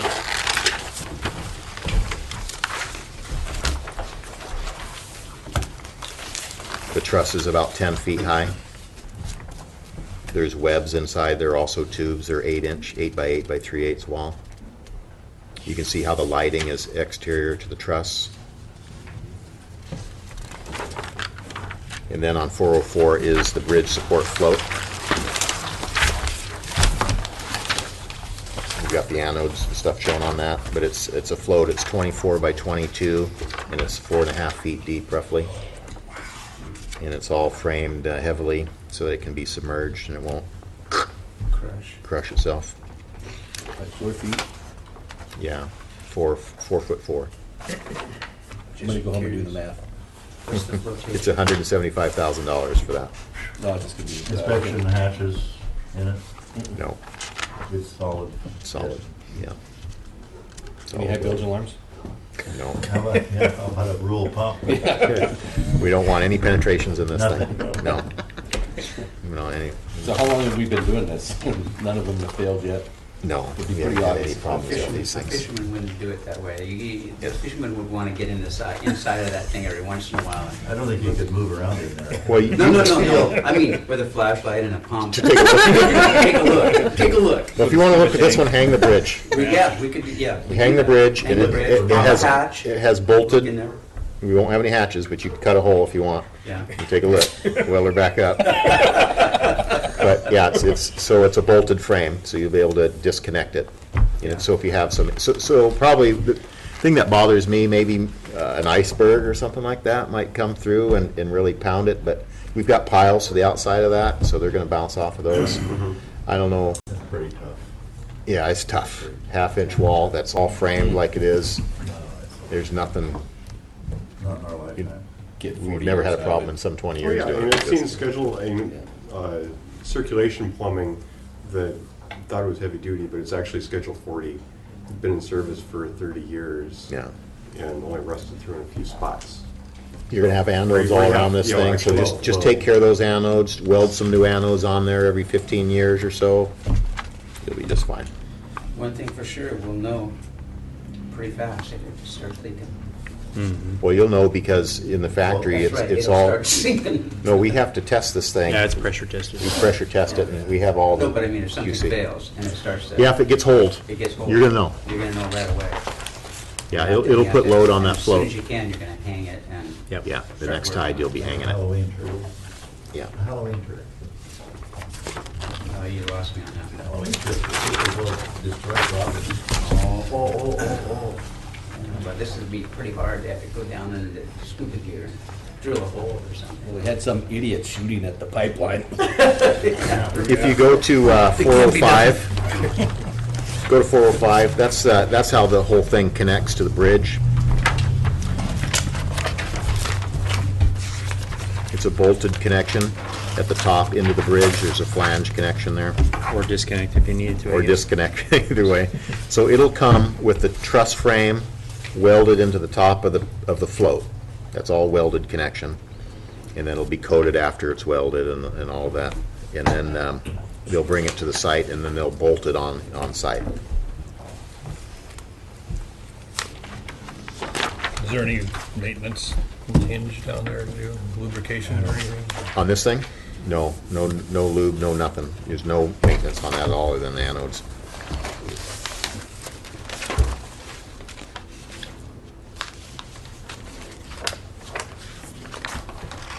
I suppose you could probably recoat it every 20 years or so. You'd have to hang it and clean it, recoat it. Yeah. You could do that What right on happens site. With that growth load on there, it doesn't make a big difference. So you clean it every Talking about up here. 10, 15 years. or Yeah. something. Yeah, you Yeah, should these clean it are, every once in a while. Yeah. This is a galvanized steel box, Yeah. and then there's a What we stainless find plate that's in the on top, harbor and is then it's just you know, around you the use that side button, where the it's just sunlight that hits. slide. Yeah, it won't be Underneath. underneath it. And we do that regularly So it's on all our Don't docks. really even have to lubricate it. Probably wouldn't hurt to put some there, but sometimes with grease it can gather dirt and So dust we and have stuff. to say So growth mode's not Yeah, I've built heard that into stuff's it. self. What's that? Growth Yeah. mode is not built into it. We have some in there. Okay. Will a bridge We don't- inspector have to check this thing out once in a while, or? I don't think Well, it won't be a state. It's not a bridge, state thing, yeah. But you guys should do that. We'll put together an inspection O&M manual for you. At the end of it, just, it'd be good to check it, it's good to check it like the first year or two, see how it's doing. Then after that, Every probably a 5 or 10. 5-year sequence for checking it. You probably put a diver on it and go check, That's measure what up we the do right anodes and now. stuff. We do it 5 or so I check our animals. Replacing it I mean, 10 years. as far as like our ramps, do you guys check the pins and do stuff like that, see how things are going? Yep. Okay, 501. We've made some changes since we were here last on the float, but you can see how the bridge will come down. It will land on the float from the front edge of that apron to the front edge of the float. That's about 64 feet, or 60 feet anyway.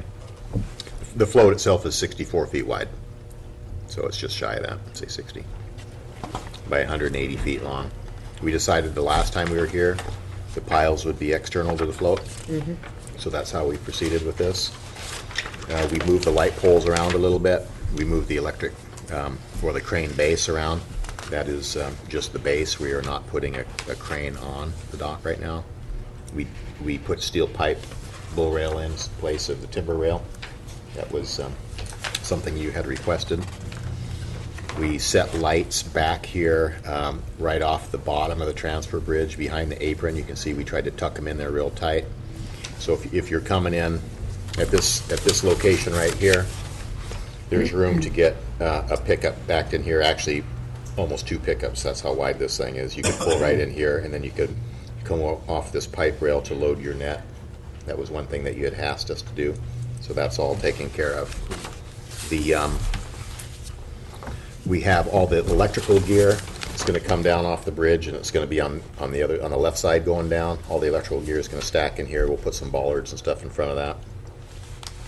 There's the power pedestal.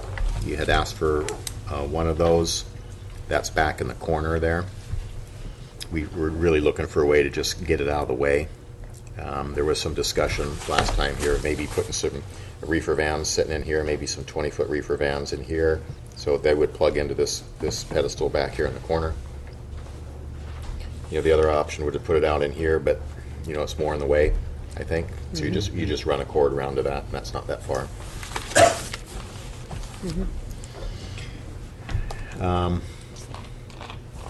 We have, we talked about it last time too, is we put these dolphins out here, big piles, so vessels coming in on a hot tide there would go ahead and not hit the float. They have to go through that pile first. So we put those just set out in front of the float, I think 6 inches, is that right? So it'll be a 24-inch pipe pile. It'll be a cantilevered pile, just a vertical pile, and we'll put a 30-inch HDPE heavy plastic sleeve over the top of it, so it won't be marring, and you won't go steel on steel there. You'll bounce off a heavy plastic. So that's what we came up with. What's that cost, Dick? Those are additive alternates, by the way. Okay. Those are under line item 3. Corner protection piles, 2 at 30 grand, $60,000. That might be a little conservative. They might be Yeah. 25. They're just one pile's vertical. Yeah, a heavy wall pile, And they're 24 outside diameter, and then it'll have Like about that on a that. 2-inch plastic around the Like the Kestrel- outside of that. Kestrel dock has got 24-inch pilings. Yeah, but is it enough? I mean, without any, what's the mud look like underneath there? Well, Oh, it's that's hard. a hard, dense till there. Okay. Yeah, it'll deflect, want it but to you give want a it little to bit. absorb. It'll absorb the energy. Otherwise, you'd probably damage your hull or something if it Well, didn't get. this will probably win. Yeah. Yeah. We did What that are you on thinking? the I think fuel it's a dock. really good idea I because. remember Chris the Cotter said, corners "Well, is you're that going to gonna work?" And I said, Well, we "Let's also this way. put, we also I'll put, take my dolphin over the bar. right at the front It'll corners tear a hole only, inside the here bar and if here, fade you it put too a hard. heavy, Literally less rubber than a corner week fender on. later, We I had see that that. barge. if you, come if you, in if it does get away from you, It's like it left or if you marks come on in, the- you know, right in that corner, so we're gonna have a, John, what did you come up with on that corner fender? Haven't. I think what we came up with is like the nosing on a tug. You see, you know, the Yeah. rubber, Or loading docks. the hard for, rubber that they're bolted through and keep them, so it's probably gonna be in the range of maybe something, 2 feet by 2 feet around that corner, and it might stand off 6 inches or so. And it'll be a replaceable item, you'll be able to, it'll be a Yeah, bolted so on item if you destroy it. Yeah, you really have to hurt it, hit it to destroy it, but But you got- that's you what got- we you came got up with So there. it's basically the same level as that piling and about 6 inches off the face of the dock. I Yeah, like it. so it's kind of a Any double trouble on protection the there. Sea float and sea float with that kind of thing? Oh, yeah. A lot of banging? We have a lot of it. We're replacing those corners constantly. We've put, we've put Tires and, tires and all sorts of things because they'll hook onto it and peel off or, just bash. I mean, It's- current, and there's just, The current, and if you remember, we did that expensive current study out here, and it's gonna be considerably more here than any other place. You could just put a liverboard there. nice gone- crushing force there.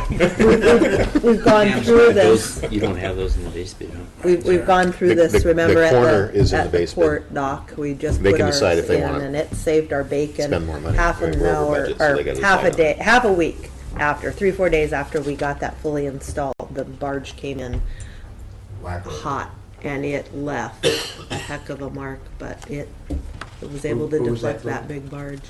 We put a big fender piling out off the northern end of the new Petro dock, Oh, right, because right, right, what right, was right, happening right, is right, right. it Are was those 20-inch slamming piles? this brand new dock and, Right, Yeah, you three know, of them. the So the- energy. yeah. Those are 20-inch piles. And that's a single? Those are pile. 3 20-inch Three. piles That's that what I are, thought. Yeah. yeah, It's a dolphin, really. it is. Yeah. And it's got a plate. That's why I'm wondering if we don't need a dolphin there. I mean, Yeah, well, that's a Yeah. fuel barge. That's It's fuel diff- barges it's is a what we were huge, worried about. huge load. It's a 24-inch pile. Yeah. 24 or so. Yeah. Tenders Yeah. and steel sanders and. What's that plastic That's sleeve what do steel to sanders the are. electrical They're heavy. corrosion They're properties? really heavy. Does it do any? We haven't seen that it's been an issue at all. Doesn't matter. No. Right, right. No. It's the same kind of sleeve that we put at the city dock, the port Yeah. dock there. It'll just be bigger. Are they pretty tight? You have to drive them on? No, there'll be enough where you can just slip it on, and it'll be a bottom ring that, actually they float, but it won't be able to go down. Oh, you gotta, okay. Yeah, and we'll put something on the top so it can't float off. They do, get tight over time. They'll get real big marine growth that gets inside there. But they're fairly tight. I mean, you probably have, maybe a half-inch difference in inside OD versus outside diameter of the pipe. But No, there's, they look really nice to me. It's been They a work all right? Great idea. Works out pretty good. yeah. It probably protects the galvanizing a little unless there's something. Yeah, you don't have any abrasion on the steel, so it protects it from that, and you don't, it kind of chokes off the oxygen between the two, so, it probably is protecting that galvanized coating really quite well. Actually, we've had them on there for some places for 20 years, and we haven't taken them off yet to take a good hard look at it, but there's really been no issues that anyone's told us about.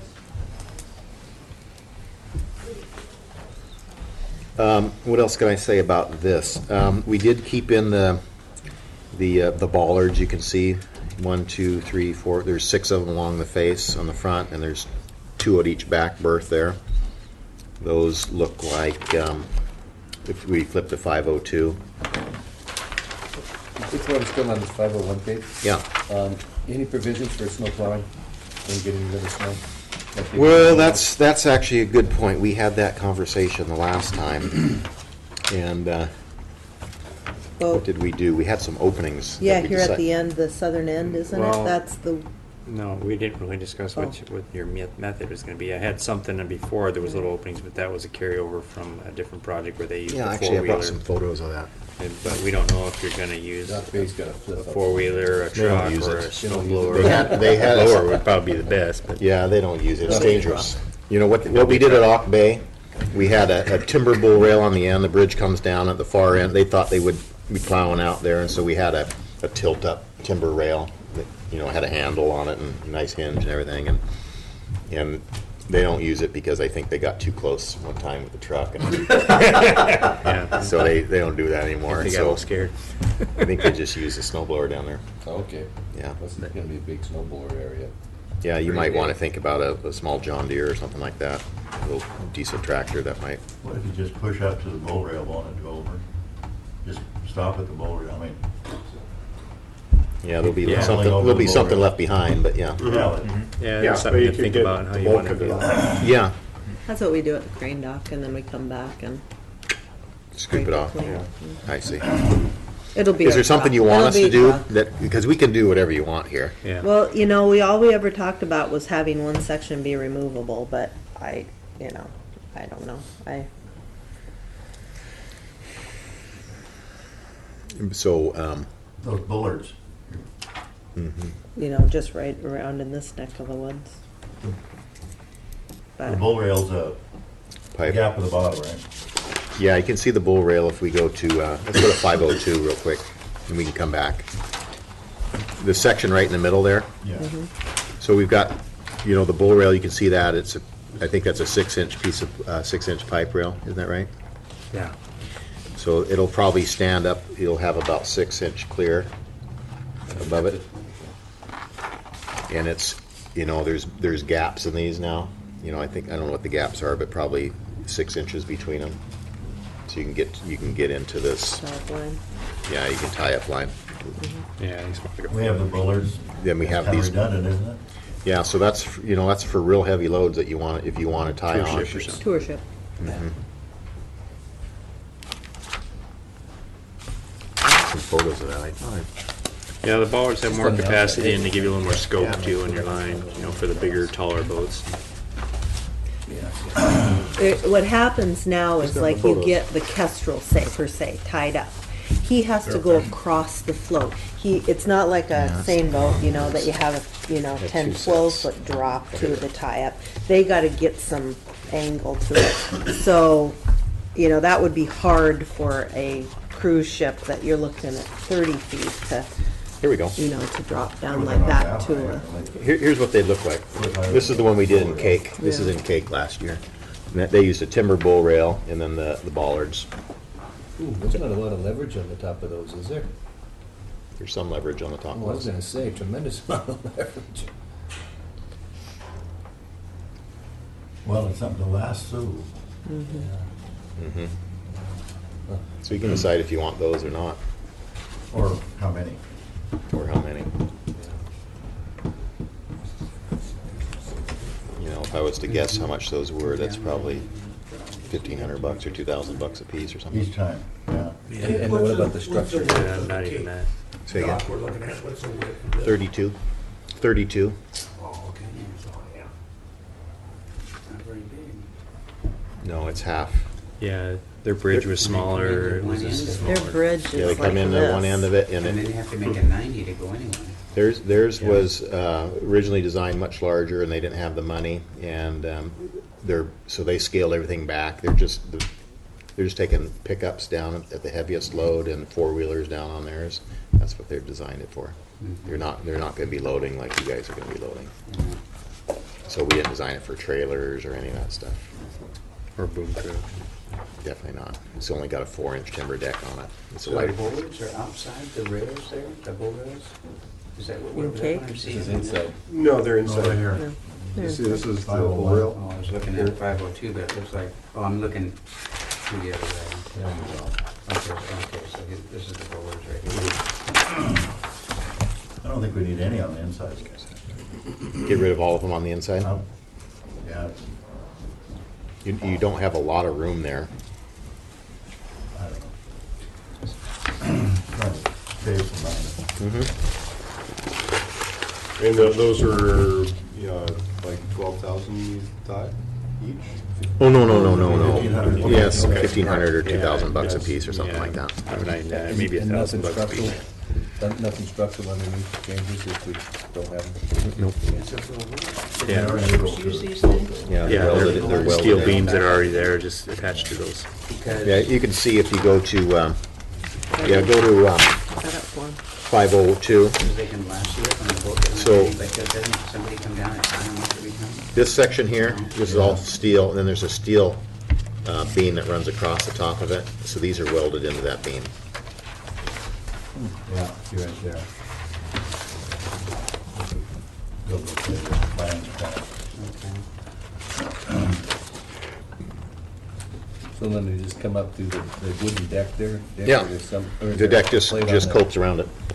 Okay, so there's no strength on that deck either? No, there's nothing in There's the not deck. 2 points of connection, just one? No, it just goes into that beam.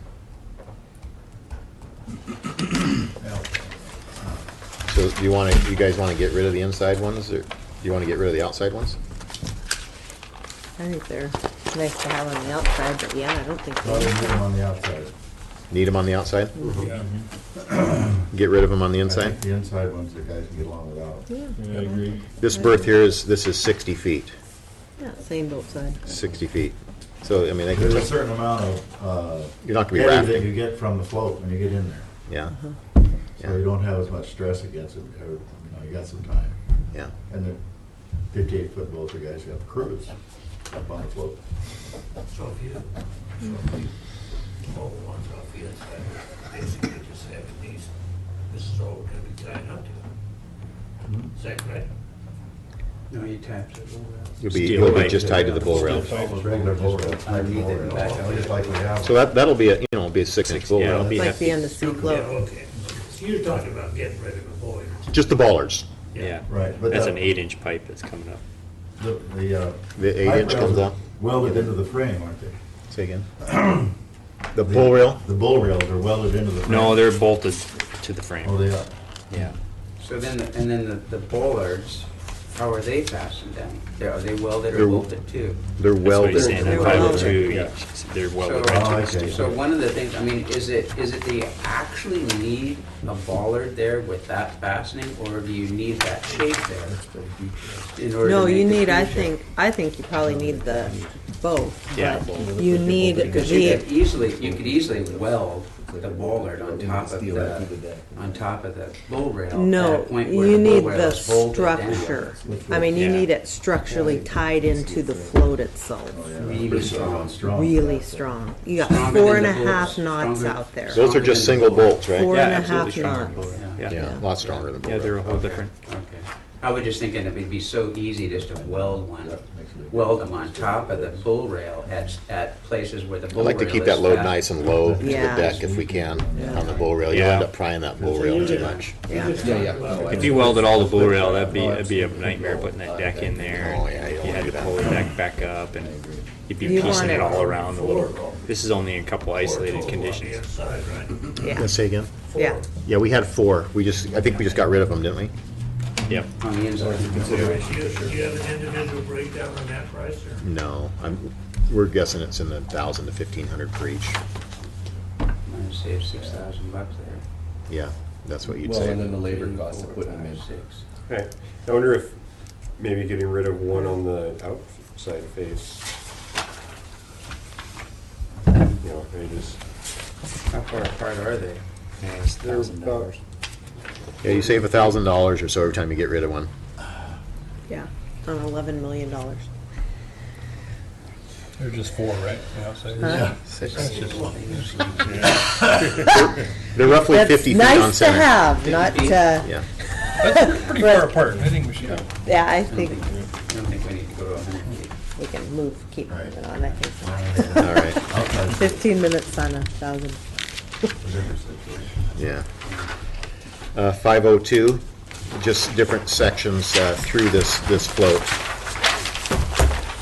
And John, maybe you can just explain briefly what this extra flotation is for and how it works, how the whole assembly works, I guess. Okay. Yeah, like Dick said, I think on 501, it kind of gives you in the plan view an idea of where these sections are coming from. So section A is kind of basically along the length of the float. Section B is a cross section, and C is a cross section that includes the part that the bridge lands on, which is basically the same, just a little bit wider. But those are all the main framing, and the flotation itself comes from these steel pipe. They're 48-inch steel pipe. And they're the primary frame, but they're also the primary flotation. But when you have large loads on here, like if you have a boom truck or something like that, you don't want to. Same thing from the bridge. When the boom truck drives down on the bridge and onto the float, you don't want the whole float going down like a foot or something like that from this big heavy load or something. So these you see in these sections, there's actually some foam billets in there. I call it like supplemental flotation. That's basically more above the water line, so that when you put the load on it, that stuff engages and you get more capacity out of it. Whereas the pipe, you can see kind of when the pipe's rounded, is the more the pipe goes down, you start gaining flotation to a certain point, and then after that you don't get as much. Diminishing returns. So these billets under here kind of maintain the freeboard, even though you have heavy trucks driving on it. If you didn't have it, every time a truck drove on, the whole float would go down like that, and then when the truck left, the float would come back up. And anyway, that's what that's for. Where will these pipes float? Just with the float itself? Halfway or? Yeah, Roughly. probably about halfway, a little less than halfway. The float will be about 3 feet out of the water, so it'll probably be about halfway. There's a little bit of this foam right now that's under the water, and part of that's just because of we need it because of everything's just so heavy duty. But the rest of it above is what I call like live load flotation, basically. It'll help for when you come on with the heavy vehicles. Well, have you done a study to see which end the sea lines are all going to hang on? Can they get up on something like this? Oh, boy. They'll be able to jump up there, huh? It's similar to sea float to the end of sea float. Well, this would be much higher. Yeah. They come up on there. But I mean, it's the same kind of, Yeah. station. Can a human get up on this? Should we have a ladder somewhere, or is there? Always the question. Don't put safety ladders on it. I mean, the face of it is, Public safety, you know? I mean, Or a dive maintenance guy, or diver. These pile hoops all on the end here too. They're kind of like some of the decks up here. Yeah. So they got those ladders. It's actually like maybe a It's a foot good off the idea. water, so a guy could It's a actually public climb safety up on issue, it and or it's not that. very On the much ends, money. or But on the where do you put face, maybe not. well, they rubbed them off the face, so, Yeah, we can- something back in here or back in here I might. think we'll deal with that in-house with the rest of our floats. The ladders, I mean, they're. I mean, we can design you nice ones on the ends that would just, they probably would rest up in here. We don't need these guys to, Right. that, Okay. we don't need them to design. All right. Yeah, as long as you put a couple of tabs on there and a bolt something on that. On the ends would probably be a good place, around the pilings. Where are your flotation devices? Yeah. So 503 is the main pontoon framing plans. You can see where the joints are on this. They're going to come up in 16 by 60 foot pieces. They'll be field bolted. There's a special process that we have for the bolting of the flange connections. It's all underwater. It'll be by divers for the most part. So they have like a membrane in there that they, Neoprene? No, we don't. to keep the Steel air to out. steel. Yeah, it's just flanges. Yep. Just Oh, it's they- capped. they're- It's capped. Yeah, they're Yeah, it's plugged. Yep, steel to steel. Well, I'm more concerned about how they're gonna get these things down the highway wherever they build them at 16 feet wide. That's the max we That's the could max, get. yeah. That's the biggest we could That's get. why it's designed that way. It's designed to go down I-5. Some people Oh, can make 16 them bigger. feet wide? But Yeah, that's over me. the schedule. Yeah, not anymore. Wow. More. Yeah. Well, they'll have that in place the permanent bridge is supposed to be in place by September. Really? The temporary bridge will be in 2 weeks. Wow. And They that'll have be- to, 75,000 cars going over a day. They just put a contract out for a design build So- contract for that. Did you think they streamlined the Army Corps permits on that one? I think they did. They have $330,000 a day liquidated damages for not completing by September. Are you guys bidding on it? No. Oh. That's a high-risk deal. That's above our head.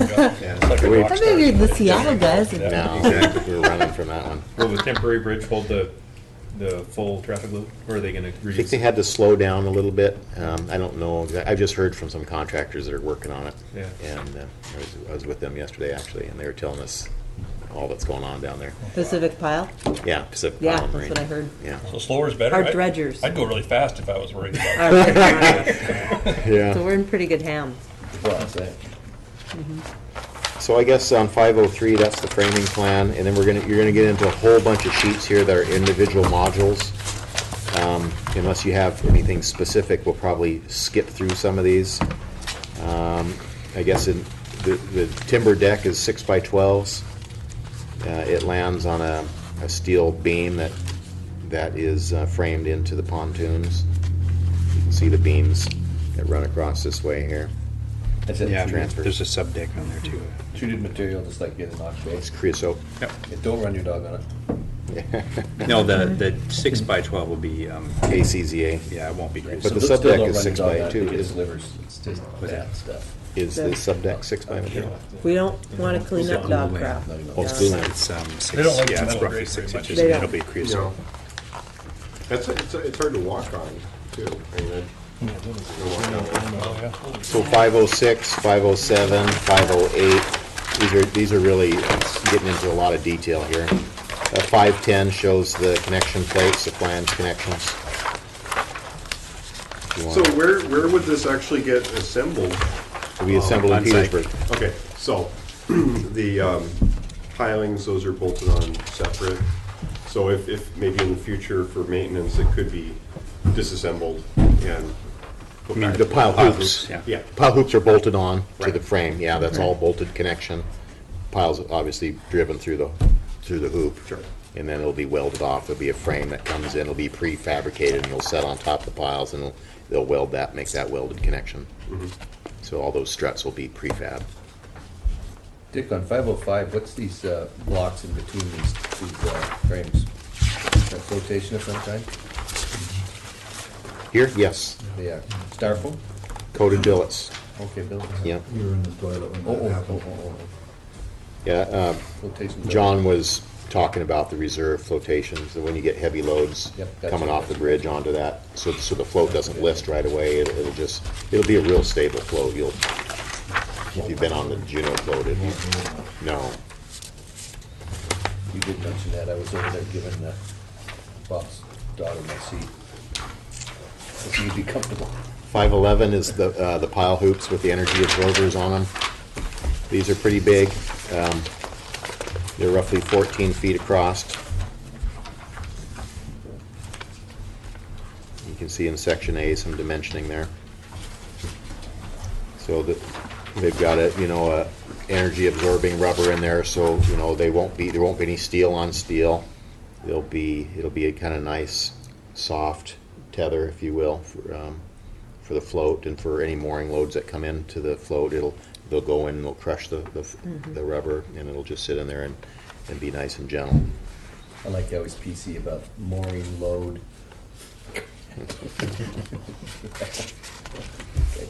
And then you can see how the pile hoops in the plan, you can see they bolt into the end of the pipe struts that come through, and those are what I forget the centers on those. Centers on what? Center to center on the main It's like pontoon. 10 feet. Yeah, about 10 foot on center for the 48-inch pontoons. Okay, so that's the structural, and then we have some electrical here as well. Mark couldn't make it, he's on the East Coast right now, but I'll do what I can on electrical, and then I can take any questions back with me, and you can get some answers. But basically, the uplands, E2 is the overall site plan. You can see the light poles, they're 30-foot light poles with luminaires on them. That's what's going to light up the uplands. And that's in the alternate? That is under an additive alternate. Sweet. Yes. Yeah, 200,000. it's $200,000 for lighting. That's not just light poles and stuff. It's all the panel boards and stuff that go along with it. running wires later, that could happen easily enough, I imagine, for, if it. You mean put conduit in now and? Right. Right now, all of it's in or- an additive. Or just, dig in conduit later. Is that? Yeah, it'd be better just to put it all in one contract, I think. Yeah. gravel. But, I mean, put the underground in, even if you don't do the light. No, I would put all that in when I put the lights in. That's what I would do. So don't do any work prior. No. What's in the contract is getting power out to the dock, or out to the head of the dock here. So we'll have power service there, then you'll go through some panel boards to backfeed the electrical. So I would say everything, downstream of the main switch gear and panel board should be, remain in one contract as an added alternate. You can see where he cited the utility transformer. So the utility transformer, power out to it, is all in the base bid, and that's under item 20 up in the base bid. It's $100,000 is what he's estimating. That includes PMPL's utility service cost. It's in that 100,000. It won't be in the contractor's bid, but in terms of how we're showing it in terms of project cost, we're including that in the base bid. So PMPL cost will come out of the bid documents. Sure. You'll pay for that independent.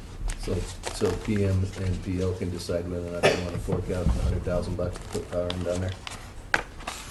Well, we want the power, so. Our estimate of 100,000 includes work that would be in the contract, in addition to. It's for lighting down in the park, on Yeah. the float. At least. Just on the float, not in the parking lot. Right. But you're gonna go down to a meter down on the float, That's in, and then route back to light the part, No. okay. oh, You'll they'll come. have to put in another. All the service equipment, it'll come from the street. There'll be transformers and service equipment will come to here. Out of that, you'll back feed this way, and then you'll front feed the float. But the point is, you're lighting that area from the harbor expense, Just the float. just the float. In the base. The alternate is the power the parking lot, as well as put in a plug-in On the float. on the float.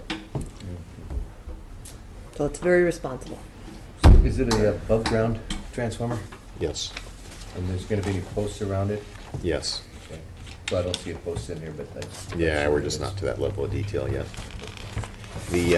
So there's actually two items of electrical work you should look at. So just to get the primary service in, the service equipment and so forth, that's about $100,000, including the local utility cost. Put lighting on the approach dock, leading out, the transfer bridge, and lighting on the float is $185,000. That's line item 33.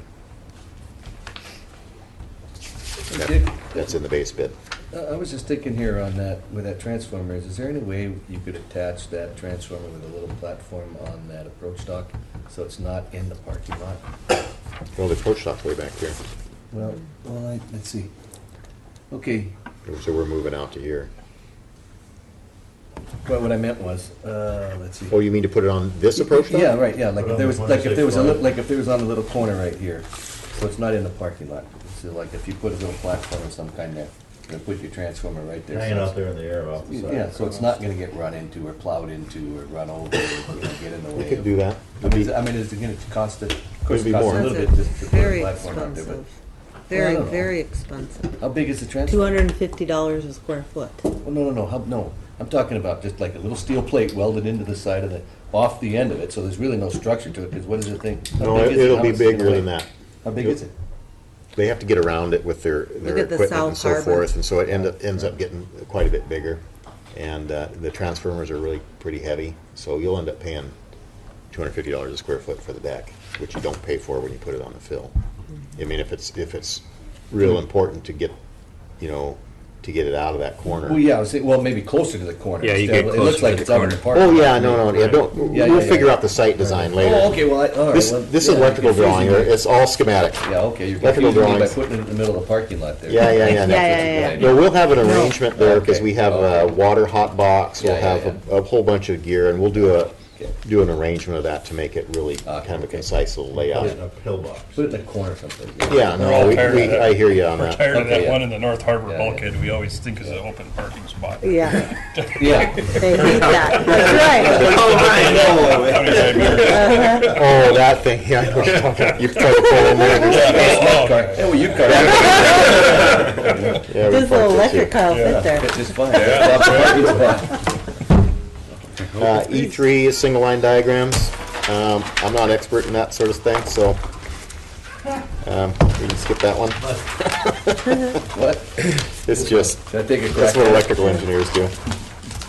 E4, lighting schematics. E5, this is that load center. This is that equipment that you're talking about there up in the uplands. That's what it's gonna be all about. It's probably gonna be, maybe spaced 10 feet by, 3 feet or something like that, 3 or 4 feet, so we'll find the location for it. E6, light poles.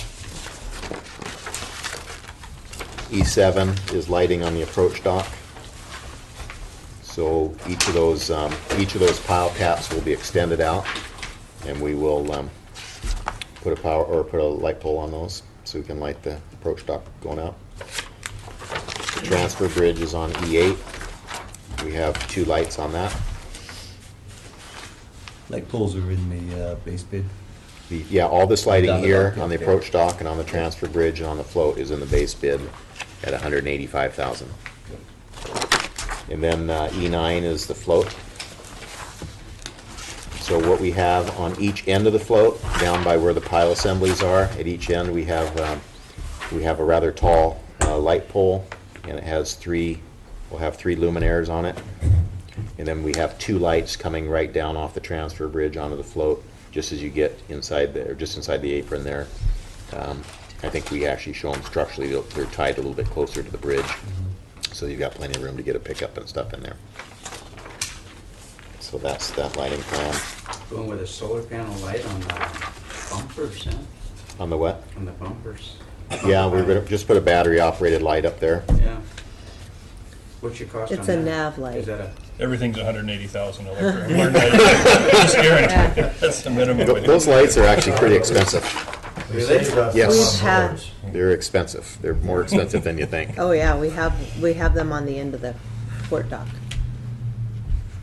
so that nobody plows into the side of it. I'm gonna guess they're $1,000. Yeah, Yeah. that's probably about right. we put one in. You can't buy anything in Havre for Cooper, less than $600. $4. Yeah. Yeah. Is that 600. is that a Coast Guard requirement to have them out on the corner for this? It's not. It's not. But So it it's sure not saves totally space in the necessary. lawsuit, where you No, I was say. just wondering. So you're gonna have It's them out colored? there. You're gonna have them colored? Yeah, we have to But talk to the Coast Guard. The Coast Guard they're- will direct us on the color, and if we can put a blinker on it and what the intensity of the light is. We have to go to the Coast Guard for all of that stuff. Yeah, you don't wanna put anything else that's blinking in the narrows. Just make it solid. yeah. And tell the Coast Guard you're lighting up the lower end of it. It's a light. Otherwise they'll put it in the, they'll put it in the. It'll be exactly like what we have on Logbook. the, it'll be exactly like We have what to we go have through the- on the color. port dock. It'll be the same thing they have on the end of Icicle. It'll be the same thing Red. they have on the end of Ocean View. Yeah. So red light, I think it's a red and light. it's solid, Is it solid? That's solid red. solid red light. And we go check it every night to make sure it's on. Hopter's job. E10 are just some lighting details. E11, same thing. You can see how we're gonna mount the stuff. E12 is the gear on the float at the bottom of the bridge.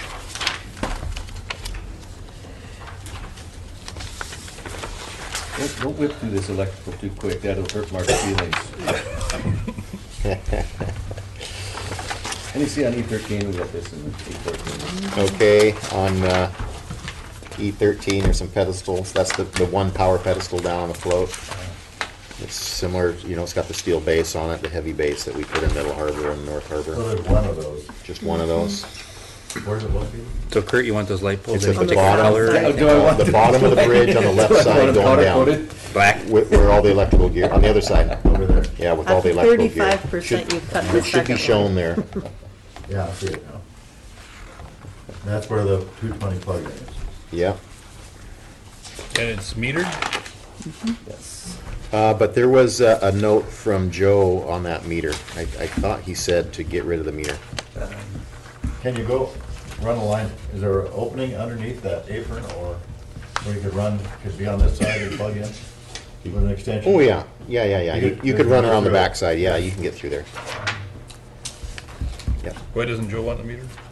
I don't remember, I just saw some review comments came back, Yeah, and I and just I- noticed he had a discussion on the meter, and I don't recall what it was, but I thought he said to eliminate the meter. But I'll, I don't remember exactly, so I'll have to take a look at that. I just sent the notes on to Mark to take care of it. The way we do it in the South Harbor, or we do it in our harbors, is that we put it in their name, and then they can use, instead of us guessing what they're going to use, up to $56 a day, and billing them for, he doesn't like meters. He wanted Scow Bay to be all this one meter, and we try and figure out one guy that's using, a welder versus another guy that just has a light on it, trying to keep the humidity down in his boat. And so that's why we insisted on meters. So I'd like to maintain the meter there, that I could go ahead and have it hooked up in Jerry O'Dahl's name for the month of, I see. March, when he's doing a project. Because the light might well draw more than the weather. Well, or maybe they're down there, doing something else, yeah. And it just makes it a lot simpler. Well, it just seems like you might But have it to charge requires- too much Right, and it to requires, cover yourself. You might have to charge more. right, It's not a very good service to people if you have to overcharge them or, Right. I don't know. So tell Mark I only see one receptacle here, and I've got either a 100 amp or 60 amp, 120 or 208 three-phase. What's it gonna be? He's showing 60, 50, 30 we amp. want it all. We want USB Well, I'm chargers. looking at E13. Upper left? No, I was looking down here on the bottom here, what this plug-in, front view of what the plug-in is showing. Something's wrong here. Well, the receptacle and breaker door, that's probably where there would be a 120 circuit. And there is a wiring diagram, number 1, that shows a 30 amp circuit. A 60 and a 50. And see, I was looking at this front view of this, the pedestal base details. I see one plug-in there. Right. And it says it's either 100 or it's a 60 amp. Yeah, it's but then you 120 go or up above 120. It's it, in the it door. says there's another receptacle and breaker door. There's another It's for a under this door 30 here. or a 50 I amp. gotcha. So that's It's a under here. Oh, I see. multi-phase, Okay, so here's the 208 that's three-phase. the three-phase down And then you got below. 50, no, 60 and Yeah, 30 and 50. 30 and 50, single phase Yeah, is 30 and above. 50 in The there, three okay. phases below. Sorry, Mark. Oh, he's not listening, never mind. Yeah, he's not here. That's similar to what we're gonna have in the North Harbor, I think. Very nice. Very nice. And then E14, we're just not going to have this equipment on here. He thought we were going to be connecting up a crane, and we're not. So the base, though. the base is in it. You can see the base on the bottom of the crane there. Yeah. That's all you're going to get. What size crane is this? Base for? It was, We said a smaller one. We were gonna put in I got it right here. 1 ton crane? Yeah. it was gonna be, I think, about the same size. The biggest we'd go is the same size as 1 the ton. small one. 1 ton at full Yeah. 25-foot reach. Yeah. Yeah, which means it's more than that. It's probably in the 4 to 5 ton crane range. It's like our little crane. And then we You also wanted had to him reach 20 put feet from power the edge of the float. around the entire perimeter, the trough around the perimeter, Yeah. in case we ever wanted to put a crane So where's that? or something else. If you go back to 501,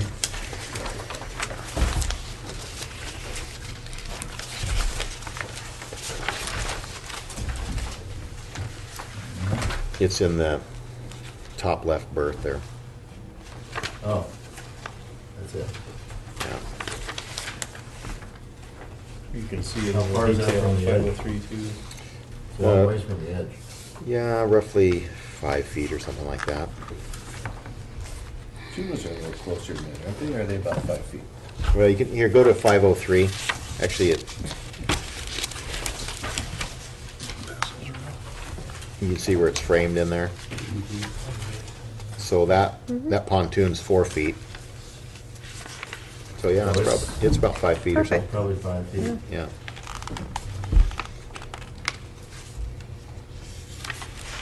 So we'll have a reach that's 20 I mean, feet. it's a 4-foot around crane that sits on the top of that little thing, so pretty soon, you know, the crane base is, on the little crane, is about 4 feet wide.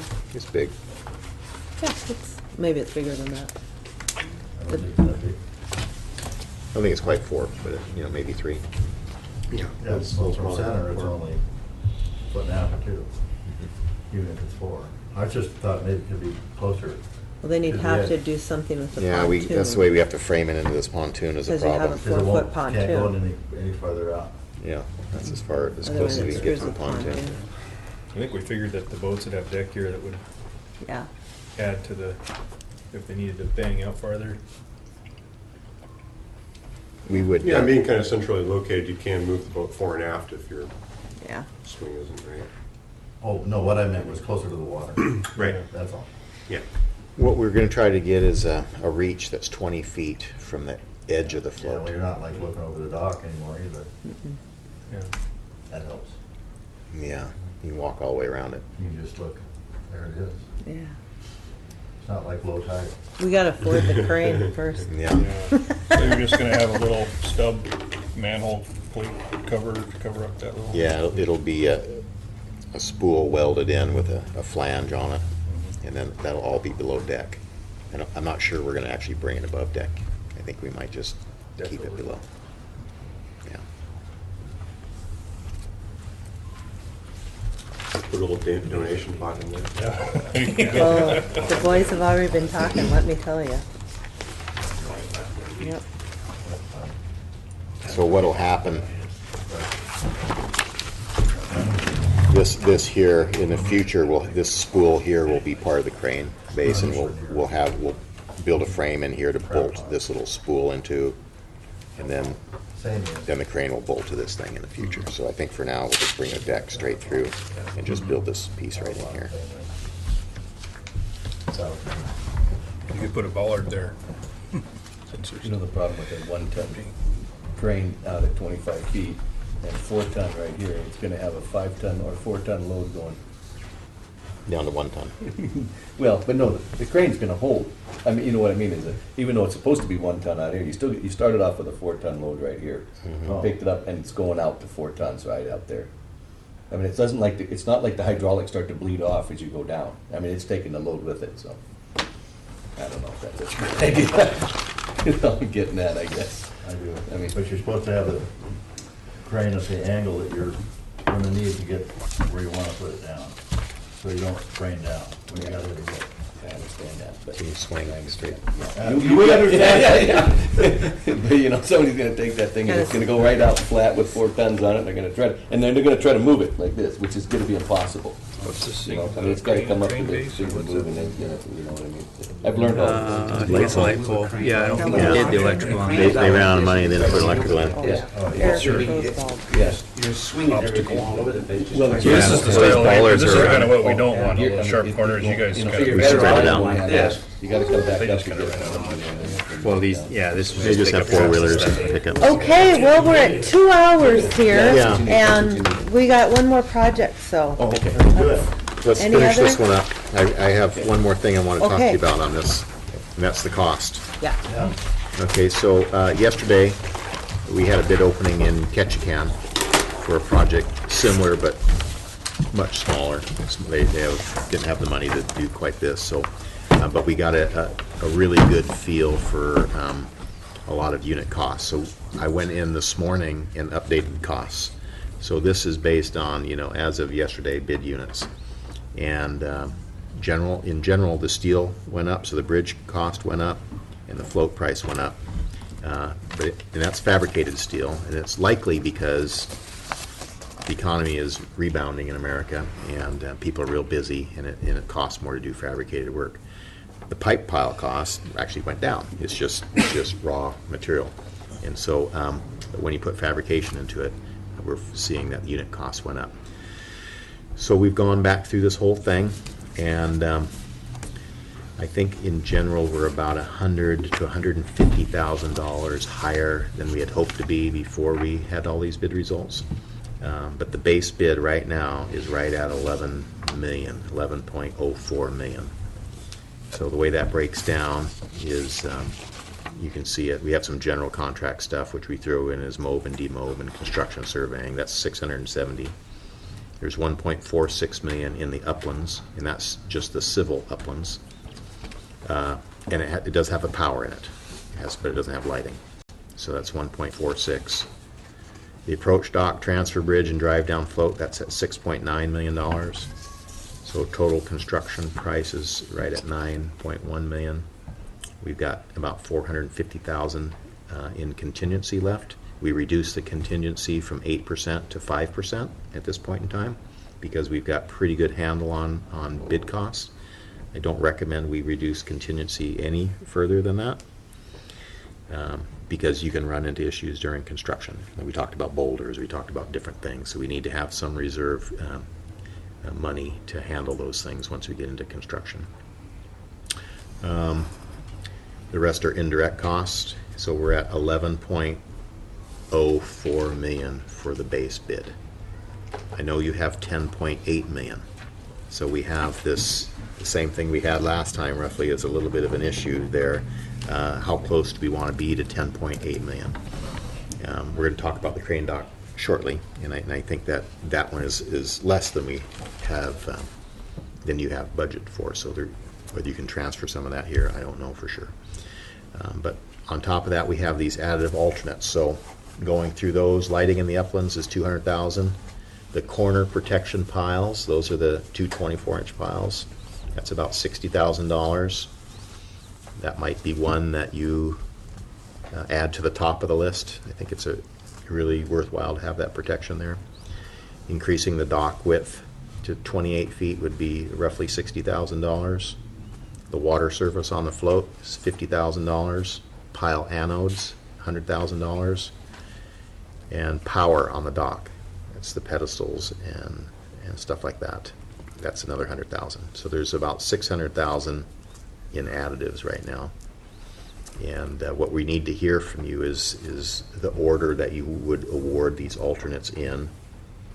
And secondly, if there's anything in the base bid that you want to remove and put it in as an additive alternate. So that's what we need to talk about. Because what we're doing now is we go to 95% documents. We have to break that work out in our design documents so that they can bid it appropriately. So do we need to pull out about $250,000 in alternates, maybe, you think, to be safe? Well, the alternates, you don't have to award. We won't. You don't have to award any of them. We don't have to. No, but do we need to pull some out of the base? Out of the base? To get it down to 10.8? That would be, maybe there's going to be, What's the difference there between those two? I mean, what 200,000. we're short, huh? 200,000. 240, You have- 39,876. How much is left over from the That's the estimate on the lighting dock? Yeah, that's the next project, but I've got that number right here. that's my question. Okay. Well, there are two different projects. You have to go through a legislative budget session to get them To swing that to money swing over? that money from one to Oh. the other. That's not impossible, it's already designated. What's the difference? What are you talking about? There's about 100, if you have $1 million to crane dock? No, we have 800,000. Oh, it's not that much. That's what we got awarded, was 800,000. Okay, well, we're right at $800,000, so, So that we're not talking about anything. yeah. It's our own raw fish tax that we're working off of I'm here. just wondering. I see. Yeah. What we pledged towards the crane dock in order to leverage to get the 800 was 200,000 of our own money. Oh, I see. So the 800 is the grant, 200 was the match, and you're trying not to spend the 200 if you can. I see. I thought we had $1 million there at one time. Okay. I see. I have a question about the drainage in where I thought it was concrete. Anyway, The paving. Those Area drains. catchment areas, Yeah. are those required? No, they're definitely recommended though, because they hold there's nothing else to hold the inlet grate in other than just gravel, and they're gonna get knocked all around. So you have them out there right now in the first phase around I the, guess I don't.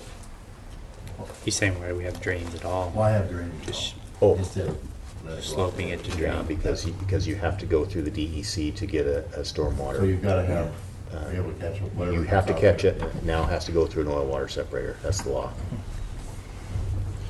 So there isn't a pavement on this, this is just a gravel lot? Yeah, just a gravel lot. But the gravel slopes towards the drain goes down to the filters. Yeah, it goes down through a filter. That whole thing's like 25 grand, right? Dick, am I reading that right? Items 11, 12, and 13. Oh, area drain, I haven't nailed that one. So Yeah, 20,000.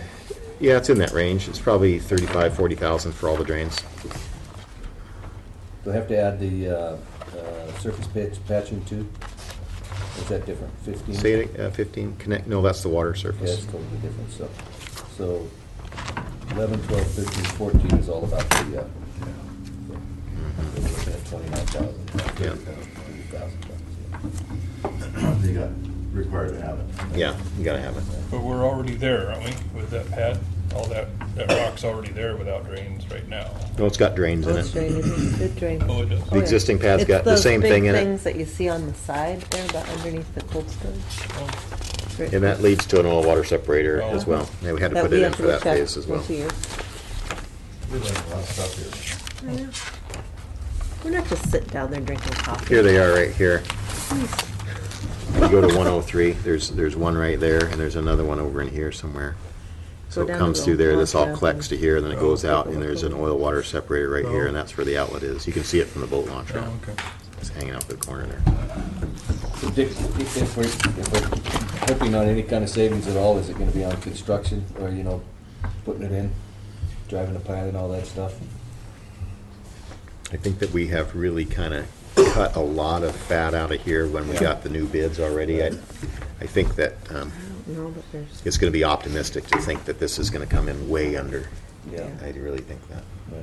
Well, I was just I thinking, think- you're only looking at 239,000, and then Yeah. you fit your magic number of 10.8, Right. so. well, yeah. It could happen. I mean, so I guess what I'm saying, if you didn't eliminate anything in the base bid, and just kept your fingers crossed and let the bids go out and see what they come in, and then worry about what you're gonna take out later, when it comes in higher than you thought. Well, my worry is if we bid it and it comes in at 11.3 Yeah, and you've got 10.8 and you can't award anything because you have everything in the base bid. That's my worry. So we do have Well, now what's going on? $450,000 in contingency. Okay, so you got to remember that. yeah. I hate to burn it all up in the bid process, the award process. You need to save some in case you need it because you have construction issues. I mean, just looking at the North Harbor, it came in under bid. I mean, is that typical of what's happening in the last year? Typically, it's not that way. It was typical, but I can say that it's turning around and it's not so typical like right now. The economy's done this and it's kind of rebounding and, So guys, fabrication plants are busy. When was the earliest that we could conceivably ask for this bid? It's going to bid in October. October. so we'll get our second, we won't get anything out of our raw fish tax this year, but, could we just throw number 33 into the alternate category? If you want, yeah. Why not? Yeah, I you should. mean, there's nothing to lose. How about anything to do with sheet pile dreams in the future? That's one. That could Yeah, get and lumped in there. 60,000. Yeah. I mean, that's where we're back to, and that's why I wanted to start with that, because I knew we were going to end here. In my mind, it'd be better to go in with a base bid, close to what you have. 10.8, 33 would do it, basically. yeah. And you could make that the very first additive alternate, and if it comes in at 10.6, you just add it. No, the pile's out. The pile is probably come in first. Yeah. I just think the consequences of hitting that thing, it's The damage would be theoretically very fixable, but- expensive. So, yeah, you could put number 33 as number 2, and Well, you number could- 3 and additive alternatives could be number 1. Competitive are these bids? I mean, how many people would bid this? Well, Ketchikan bid, 5 of them bid yesterday. Yeah. 5 bidders on Ketchikan. But guys are busy. I mean, things are busy. There was, Yeah. Right let me now. just tell you the spread on There's this. a lot of. Five think point that one affects seven, how busy they are. 5.30, The unit cost of the 5.46, Ketchikan, the smaller it is, I think the unit 5.46, costs go higher. 5.69. It's bigger. What was your estimate? We were at 4.8. Can't really apply the same square foot cost. What were It's the first time Too we had been conservative, I low. think. That's what I'm saying, we've always been a little slightly high. We don't like being low bidder. We like to be between 1 and 2 and 2 and 3. Gives us some comfort that you're gonna be able to award. And what was this bid for then? It was for a drive-down facility in Ketchikan. Very similar. material Similar but wise. smaller, yeah. Yeah. If we should use that plan. Who got the winning bid? Dawson Construction was low. Western Marine was second. Dawson works with Billy Smart. for Pacific the Pile was marine third. work. Tamco was fourth, and Pool was fifth. Did Tamco contest? Is there, I brought this up to Dick before, is there any advantage to just bidding the earthwork? The uplands on a separate one that you'd have Reeds and Rock and roll. Rock and Road bidding on, and then look at just the dock as another. I know we'd have to go through You're two worried about separate. time. We're also looking Well, at subcontract. but I'm also looking at the 10% Western adds to everything Subcontract, that yeah. Rock and Oh, Road's right. doing. Right. Yeah. Or the 10%, that I don't know they, that they're doing that with the bids as tight as they are anymore. I don't think they're marking up their subs like people Okay. think they might be. okay. That's the only so- thing I was wondering about, is if we could break those two Mm-hmm. definite earthwork, and as well as, I'm concerned about Tamco, Western, some of these smaller contractors that have a tendency to be pretty darn tight. I mean, those are the guys that are coming in on our projects here in the last 20, 25 years. We're not getting Pacific Pile, we're not even getting Western out of Juneau. I mean, they're coming in considerably higher on a lot of our projects. Western Marine, you mean? Yeah, Western Seattle. Marine.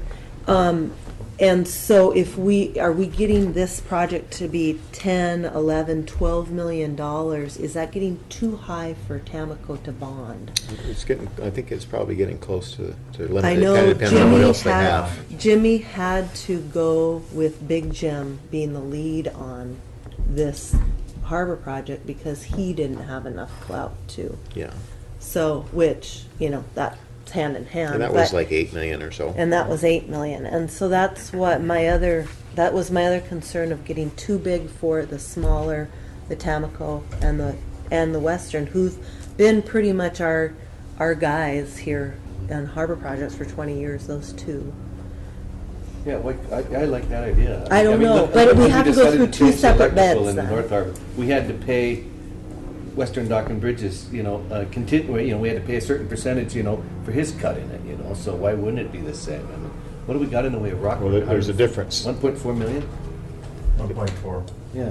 The difference between the paying Western Dock and Bridge an overhead or a fee is because it's a change order. And so going into it competitively, they're going to take a different look at their markups than you would if you had a change document that comes after. The contract, once you sign it, allows the general contractor To do a that. percentage, and it's prescribed. Prior to bid, it's competitive. It's Okay. competitive. Okay.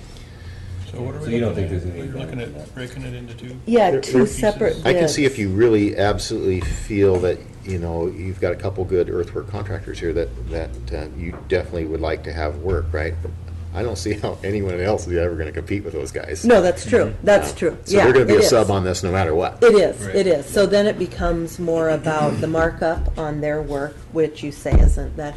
And are we getting so big on a $10 million project? That's that the biggest thing now that I can see. Tamco and Western, who consistently give us the better price. So Because so they what- can cut into this Yeah. mobilization and demo stuff. I don't know. That's just Well, in their your, part of it would be like the actual putting it together in place. the dock work, that's their Yeah. expertise. Pile driving, all of The that. fabrication, that's happening Yeah, in That'll be the Seattle. general in a contractor. factory But that's still kind their of setting. business. We want all the fabrication to go under the general contractor. Yeah. We don't want that to be separated because there's a pass. Mhm. If it's owner supplied, you Right. don't want to get into that, really don't want to get into that, because then fabricator gives it to you, you give it to the general contractor. If there's anything wrong, you're caught in the middle, Yeah. so. No, I'm just totally It's a little bit that way thinking- with the earthwork too. You think we're gonna build this fill out, right? Mm-hmm. At some point in time, we get out to the approach dock and we gotta put all that armor rock in there. Right. We got piles that drive down through that rock, so, the staging of that work right at the abutment would be best if it was under Gotcha. one general contractor. Yeah, But just in that one area. yeah. Really. And that was my only thing why I mentioned it to you was just, but you've alleviated my concern about the, markup. But more, I mean, are we pricing ourselves above? Certainly. A more competitive environment. Well, I'm back to the, the fabrication part of it being done separate from the person, the contractors that are putting it together. The overall contractor, they're overseeing the whole thing, basically, and then they have subcontractors coming in. They'll subcontract the fabrication out, they'll subcontract the earthwork out, and they're responsible for everything that comes under their contract. Uh-huh. And that's what protects you the most. Right. Yeah. Having one general contractor, organizing his subs, organizing the schedule for the work, all of that Yeah. stuff. If So something that's goes, something that Tamico would take on, yeah, potentially? No, I'm just thinking earthwork, one, and all dock work the way we always do it. Yeah. So, yeah, but the problem with Tamico, they are only allowed to bid a project up to, you have a bonding capacity with a limit on yeah. it. Right. They couldn't, I'm worried that the Western and Tamico, this is too large for them to bid on. Are you saying Western, do you mean Western Dock and Bridge? Yeah, Yeah, they won't be able to bid this. They didn't even bid the $5 million project in Ketchikan. I'm talking Western Dock and Bridge, Yeah, they're a little bit small for this. Jan. But Western They didn't Marine, bid Ketchikan because they're busy. They can't. They're trying Well, to- but yeah, because they bid our, I But mean, they never got our really North won the Harbor, and that was contract. 8 They million. didn't have any room, probably. yeah, I think they're tapped. Yeah, and that's what I'm thinking Tamico is tapped too. If Yeah, they see, I had don't know gotten what North else, Harbor. what other work they have. They might have Yeah. other work around the state. And in aggregate, they can only go so high. But I don't know what their limits are. I really don't know on that one. So, anyway, that was So just my the only only- thing. my You only- Say what you, One discussion on that is if you break it into two, we'll be putting two sets of plans and specs I out. know. And the first contractor better be done by the time the second contractor gets here, or you're caught in the middle on that. You don't want to be there. And it has to be done, the earthwork would need to be done by that March date or April 1st date, because we have in-water work restrictions after that. right. So that could be an issue. Let's just say that earthwork started and they couldn't get it all done. They got caught in the water, just to say something would happen. But they absolutely need to be done before the general contractor gets here. He's going to want staging area and all of that. So you kind of put yourself a little bit at risk Okay. for the performance of the first contractor. Not that I don't think that the two guys here couldn't get that done. I do think it's possible to get it done, and it's time to get it done. We would probably need to know, though, on that decision, like immediately, because we would need to advertise that piece like next month. Would it be appropriate? Well, the other side of that is to going in tandem, which I think I've mentioned to you, I hope I have, is that also next year, the bridge right here to the ferry terminal is going to be tore up. They're doing, the next phase of this state project of replacing all the roads That's right. is going from the Main Street to next spring we'll start the bridge out to the ferry terminal, which we have told the state about this repeatedly. We've talked to them, that there'll be these two projects going on roughly at the same time. I'm not sure it would matter too much for contractors hauling through there. Just that we have a limited amount of contractors in town. Oh, yeah. I see. Yeah. Maybe- Reed's is doing the work for Main Street right now. Oh. Rock and Road has busy with other things. I but, see. So. Maybe you and the city manager should get together and talk to some of the people who bid on the North Harbor and see if I have, and that's what they said. they're concerned about this They are limit. concerned about this being too high for them.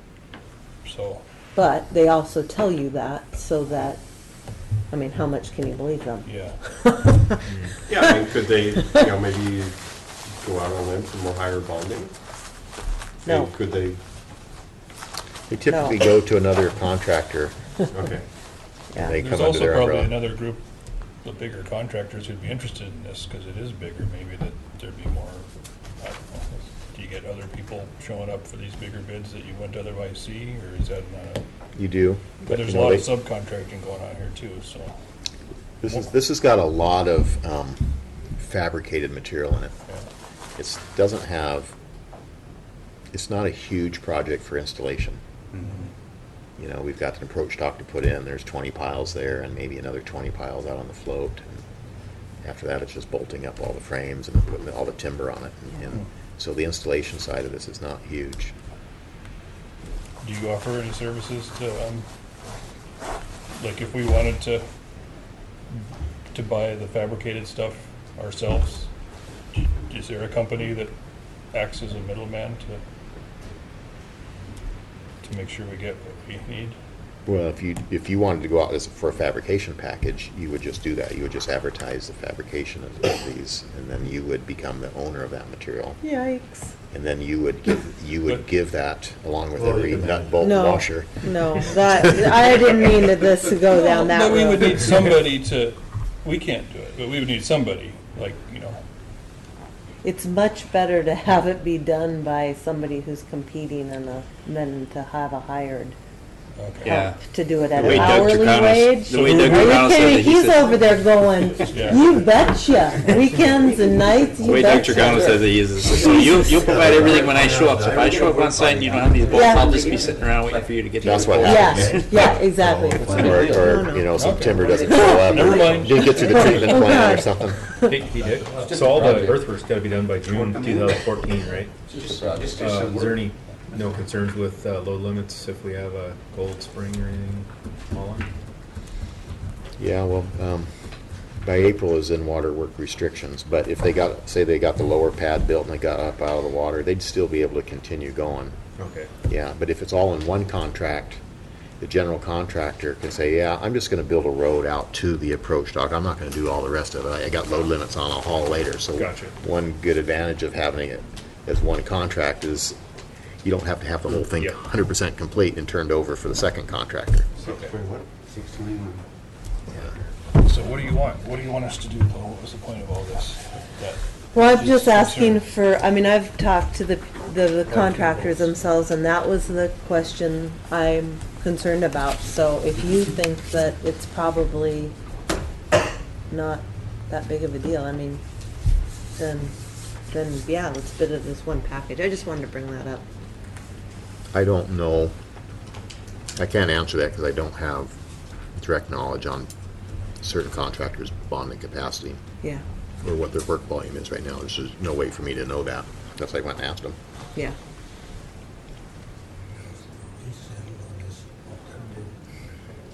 So you could probably think about that, I guess, a little bit more. Maybe we could talk a little bit about whether or not we should be planning for the future bulkhead or not, and we can at least decide on those items.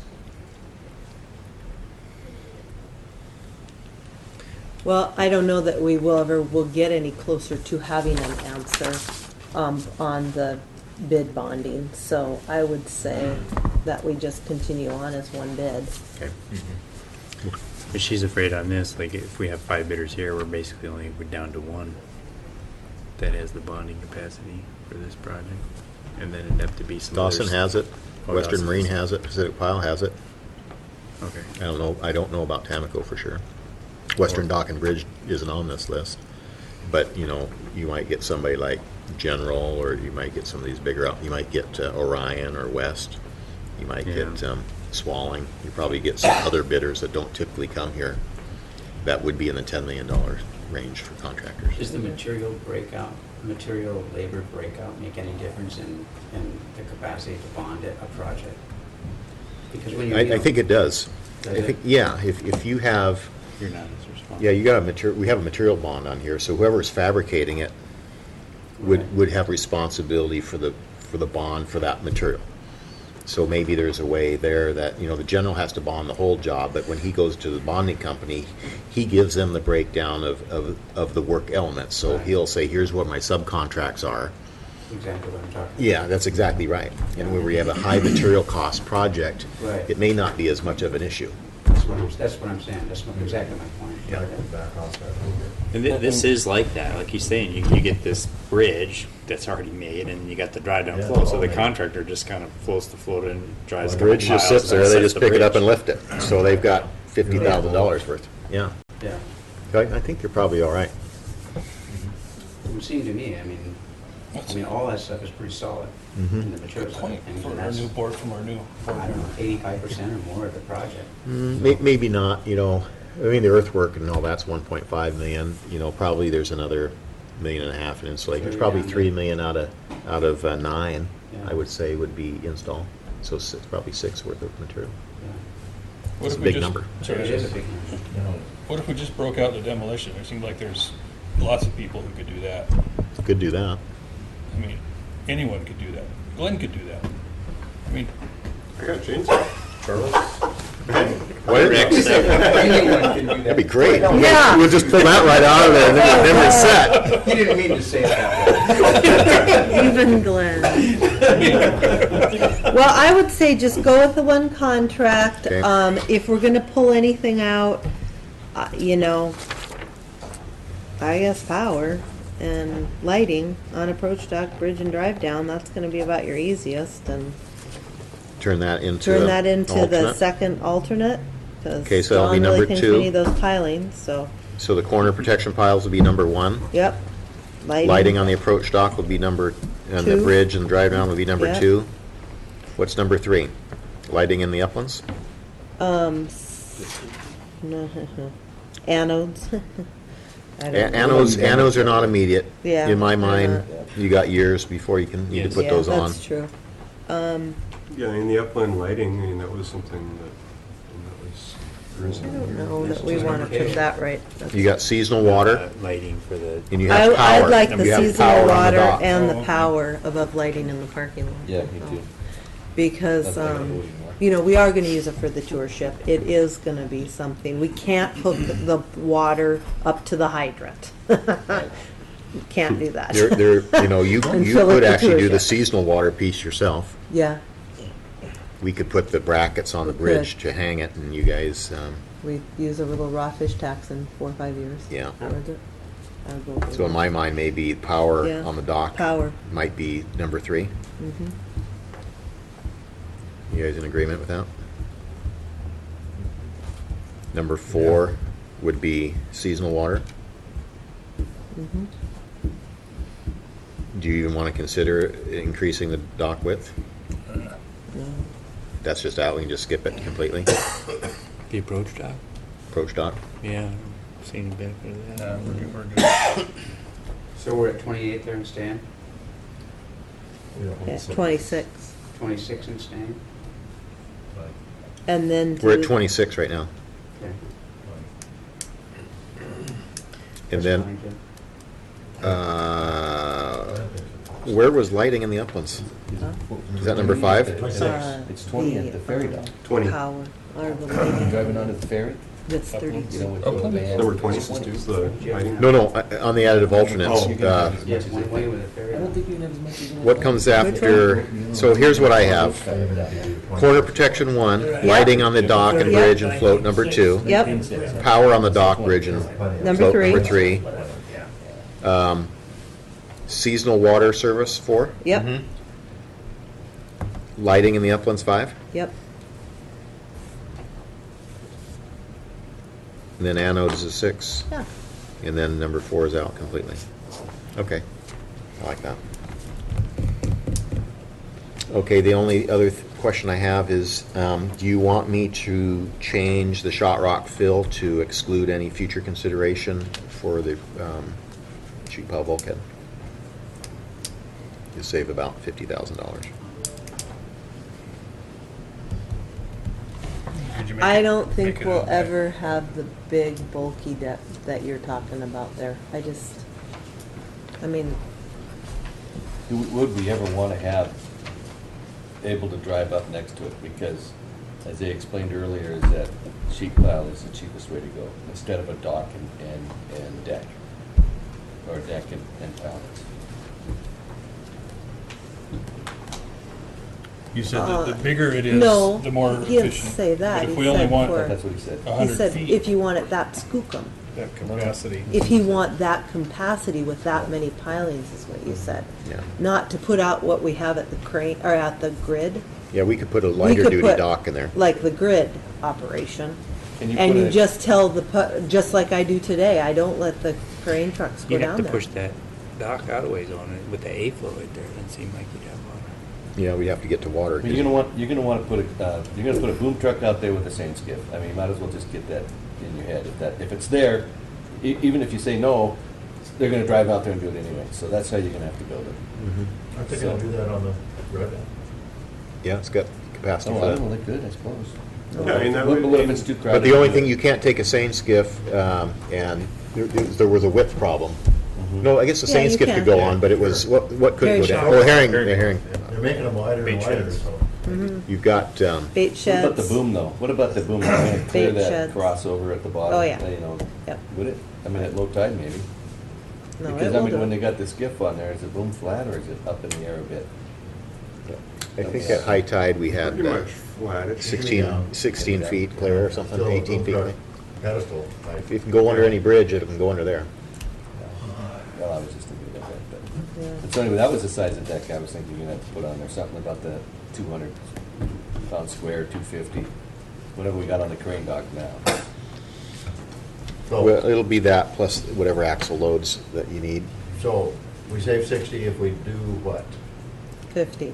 You save about $50,000 if we don't crush the rock to a smaller size and Okay, put it in let's there. do it the cheapest way. Put the big stuff in, that's my vote. It's And I like agree that. with, I don't think that we're gonna go that way for a long, long time. If we do. And if you go put a pile supported dock in, we'll just dig those areas out. Yeah. That's it. Okay. So I to think get, we so try to to get, do too much in one place. and- Though, to follow that up, then what would you ever use that dock for? Which one? If you Pile were to supported put a pile supported dock for, what would you use it for? No, what would you use it for? Just if you didn't wanna wait to get down on the. drive. You can't, because you can't lift anything on a crane truck there. Where?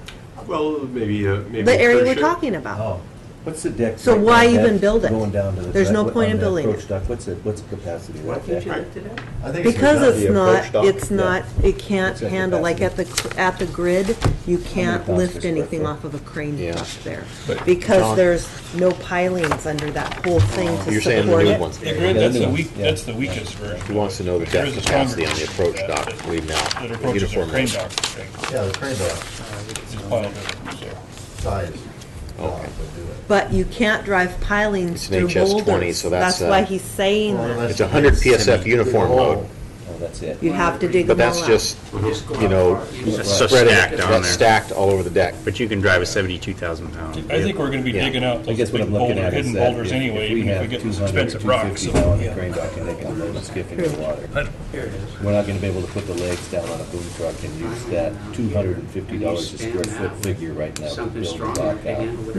No, the problem is that's think that's 30 probably feet. a You have to reasonable put number. pilings every 10 feet. Yes, that's what we have right now at the grid. That's exactly what we have at the grid, is what you're describing right now. You can't put a crane What do you truck think, there. 30 or 40 feet? So why even 40, build it? 50 feet out? 40 feet There's Yeah, out? no and when there's Yeah, other so if places we- that you could. Let's do just say it's something. 40 by 300 by Yeah. 250. There's Yeah. no point, gonna be yeah. Everybody wants to do it at the same time. It's gonna be a surprising but- number. Yeah. But if so we want it's to about build 3 a million. dock there that will I think, yes. use it, to use, you will either have to dig it out to do what they're saying, or we'll have to dig it out to put pilings like the crane That's $3 truck, million. and which he says is more expensive than your sheet pile. I don't know if the 40. So that's 40 what is the right number, though. $50,000 we're talking about. Spend it now, and probably not have 250, to, or No, never the build 40 there. width. oh, the 40 width, yeah. So what's it from the toe out to the? Let's see, it's plus Or 20, drop it it's in. gonna be plus 25 down to a minus 15. It's gonna be 40 vertical. Yeah. I just don't want it to Times jeopardize. one, it's gonna be the 60. bid. So it's 4.5 million. Yeah, but it does really jeopardize the future. And that has always been the Yeah, and so now plan. it should I be mean, valid. that And then you're has gonna been have, the you know, plan. You then can you're still gonna- do it, you and just that's gotta just for the pay deck, then you're gonna have money. fender But it- piles yeah. on it. It turns it into a Yeah, so when considerably you're at $5 bigger. million. then- How much Yeah. more would it cost? Is that Yeah, what it's, you're saying? it's close to the same. Is it close to the No, same? he's talking about a pile sport. Well, It'll be close to the same, but you'll have a different deck capacity completely. Right. If you were to build the pile supported dock to the capacity of the sheet pile dock, Yeah, it'd yeah, be yeah. twice that. Yeah, exactly. Yeah. Right, okay. Would it make sense to make that rock an added alternative? This rock here, That rock option? we Yeah. could do that. We could make that an option. Here's the I mean, other it's thing. just, right now, you're really saying, are we gonna, you know, Never are we do- gonna, Are you ever are gonna we build not it? gonna do it and add a Yeah. huge expense right off the bat to the next phase of this? Yeah. Which has always been part of this project? Right. Or are we just going to say we're never gonna do that part of the project? But I But Dick thought our, Dick and I, I thought our goal was to get down to 10.8 here, Yeah. and we haven't done that yet. So we gotta do that somehow. No, we did that. We pulled item 33 out. We did do that. we're really close. We're really close. Item Bob. 33 No, becomes an alternate, so we're really close. no. We're within 39,000. So what Dick and I were talking about was a deck that would be 40 feet wide and 300 feet long, you know, instead of having the riprap, or not, I mean, the sheet pile put in.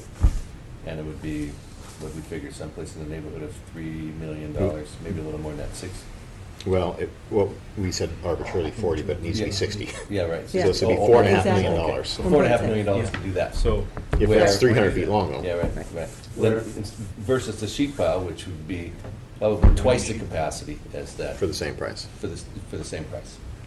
So you just go with the sheet. Yeah, so then now that puts us No. back to the You $50,000 have to savings pay. in the rock. Right. Yeah. That's kind of where I was thinking for you guys. I mean, that's why the sheet pile is a good option. Yeah.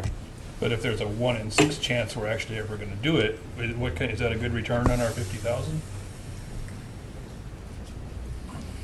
It doesn't seem like today, but Exactly. for 10 years from now, when people are screaming for that, then we're gonna be sitting here going, man, why didn't we save $50,000? we're gonna be 5 years ago. going, why didn't we buy a It's REIT costing us- property? Yeah. Yeah, at one point. We can play what ifs. Half of that. Play what ifs. Right. Yeah, exactly. Seriously. Half. 1.6. 1/3. Half. Yeah. Yeah. But it Yeah. kept- So that rock is money in the bank if we bury it in there. It's just money in the Well, bank. I don't know. I don't know. I'm a 20-year thinking guy. Yeah. I think I might have 20 years left. You're the guy that Kinda wants the like- west wall deal, and you Yeah. could do that here. Well, no, I don't care about the west wall. I mean, I'm not gonna die on that hill. I'm just saying, you know. that- I liked the west wall. 20 years- But it was 20 sort years. of, it's kind of an either-or thing, really, not a west wall and a drive down. I mean, the cruise ship money couldn't go to the west wall, right? I don't know why we can't have it all in the future. But, yeah, I like the wall idea, but it seems like we're already millions of dollars. Well, we jumped on the Yeah. drive down before we even, you know. Yeah. I mean, if you talk to some people, We don't they would live say the in, drive down dock was the worst thing we were gonna do. We So don't you live just in a put the lake. wall in, so that wasn't me. but it was- What's going to generate the most revenue? Reeds, because we get 6 acres of upland property in which to store. Are we there? Revenue, Plus there's that not much waterfront revenue property. coming in from this project, is there? Right? Nope.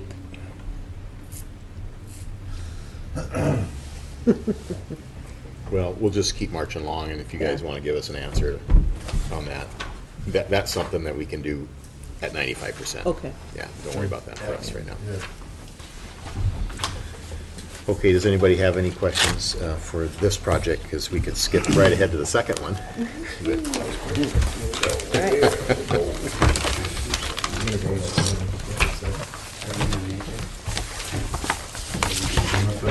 Does everybody have this crane dock approach widening submittal? It's just it's a cover letter, and it's about 15 drawings or so. Everybody get one? You get one? Everybody got one?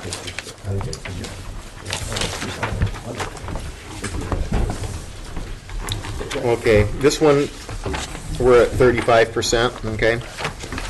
We're gonna move it forward to get on the same schedule as this one to 95%, so the next time you see it from us, we're gonna jump right to 95%. So we're That's what I'd like to do. Yeah. Move.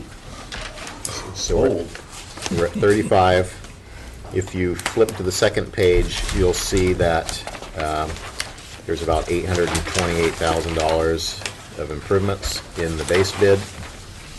I think, Lo, you called up and asked for a few ladders and stuff, so that's another 40 grand. Yep. And so that's $868,000 is where we are. And we think that it's a real conservative number. You know, if anything on this one, we think that it's probably going to come down just a little bit. I think there's a job for Reeves. Demolishing existing access ladders at $6 grand. Yeah. How much? $6 grand. How many ladders? 6. 6? Yeah. Somebody's doing a good job of demolishing them already. Wow. That might be We free. can just tie onto them and pull them off. Okay. $6 grand. So we'll go back to the estimate, but Yeah, I just please. wanted to kind of frame the project, okay? So we'll skip over the first sheet, and we'll skip over to the second sheet, and we'll go straight to the third sheet. So this is the crane dock. This is some demo that we're going to do and some salvage that we're going to do. And I think maybe what I'll do is just have Shane walk you through what this demo and salvage is real quickly. So essentially, we're going to be adding an extra 15 foot of width to the approach. So to accomplish that, we have to, this sheet here in describing the demolition is showing which components get removed from the existing dock, that some of which will be reinstalled. So for example, the bowl rail, the 100-foot long stretch that runs up the north side of the existing approach dock is going to just be unbolted, and it will just then be modified slightly and bolted back on to the new approach once it's built. And we're also showing some fender piles that are going to be removed, and some will be put back in, probably not the ones that are there, but the fender system will be rebuilt slightly. So yeah, again, we're showing the ladders that are going to be removed, and other than that, we're just describing. So there's an electrical panel down in the parking lot that's going to have to be removed and relocated to make way for a wider approach. So the majority of the work for the project is shown in sheet 1.04, the site plan. So here we're showing the extra 15-foot wide approach dock by 100 foot long. And then up here at the end, or it meets the crane dock, we have a 10-foot by 10-foot chamfer that's really meant to ease the backing of trailers around that corner there. So the other thing we're adding here is we're calling it a net launching platform. So as it's been explained to us that there's a lot of use currently where people are offloading nets onto boats in different places, and that I guess nets get hung up really badly on the existing fenders and the detail that's there now, the guardrail and all that. So if you want to get an idea, later on in the set there's a blow-up detail of what that looks like, and I'm sure now might be a good time to look at that. So sheet S3.05 shows really in cross section shows what we're looking at there. So as it was explained to me, that the need here really is to prevent nets from hanging up. We want to remove anything that's sharp that a net could hang up on. So we're just going to go ahead and lay continuous steel plate down on top of the guardrail, and then it returns down vertically and essentially forms what you could use as a step or a platform. Because it was explained to me that currently, there's nowhere to stand if you pull a boat up that dock. A lot of people are getting out and they're literally standing on either the whaler or the fender piles. Mm-hmm. Yeah, so this is going to provide for these two areas. It'll provide a nice surface to stand on, for either getting, for unloading, offloading nets, or for whatever. It'd probably get used for a lot more than just that. But this is essentially what we've come up with here for that. What's the price on that? That price on the cost estimate is not broken out. I lumped that in with all of the steel fabrication for the deck, but that's something that we can break out. I'd like to see that broke out. Yeah, It's sure. 27 feet long. Well, there's two of them. There's 27 foot on that side and then 19 foot on the north side. Bob, I wanted to ask you about this chamfer corner. It's a problem. We need it. Well, I mean, I don't know, I don't drive trailers in there, but it's a problem for, if you're. It is a bumper to drive a trailer down. If you're gonna, it's great for driving a trailer down, but if it. Yeah, well, that's why you added 15 feet. Yeah. But But still. when a guy wants to load a net there, you don't want the chamfer. I don't No, think it's that- not, it's not as handy, let's put it that way, it's not as handy. Can't back into the If you corner. have that over there, I mean, you know, gill netters are really adaptive, you know. I would, if I were gonna load a net there, I'd park my car, or I'd park my truck if I had one, right there, just cover it up with a tarp.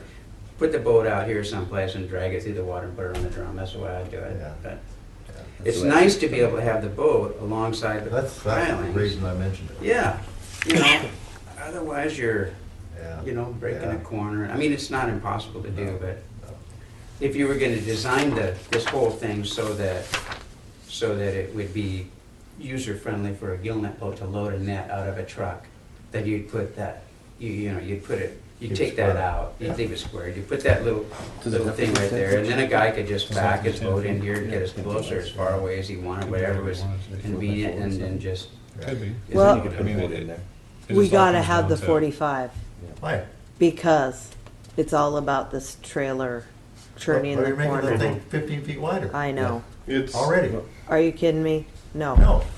It's, that's the whole point of this wide, Yeah, I mean, well, it this could be, stuff. it could be a 45, but it could also be a 4x12. I mean, we have what, 5 or 6 gill netters that even use this area? Right.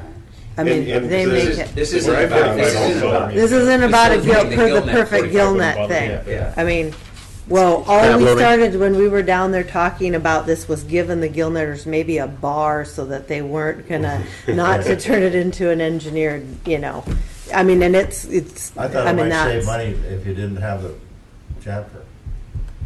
I think you save money by taking out the apparatus. Oh, that too, I don't. Just take the apparatus out, leave it like that and let the gill netters deal. They'll Not do do it. tarps. Yeah.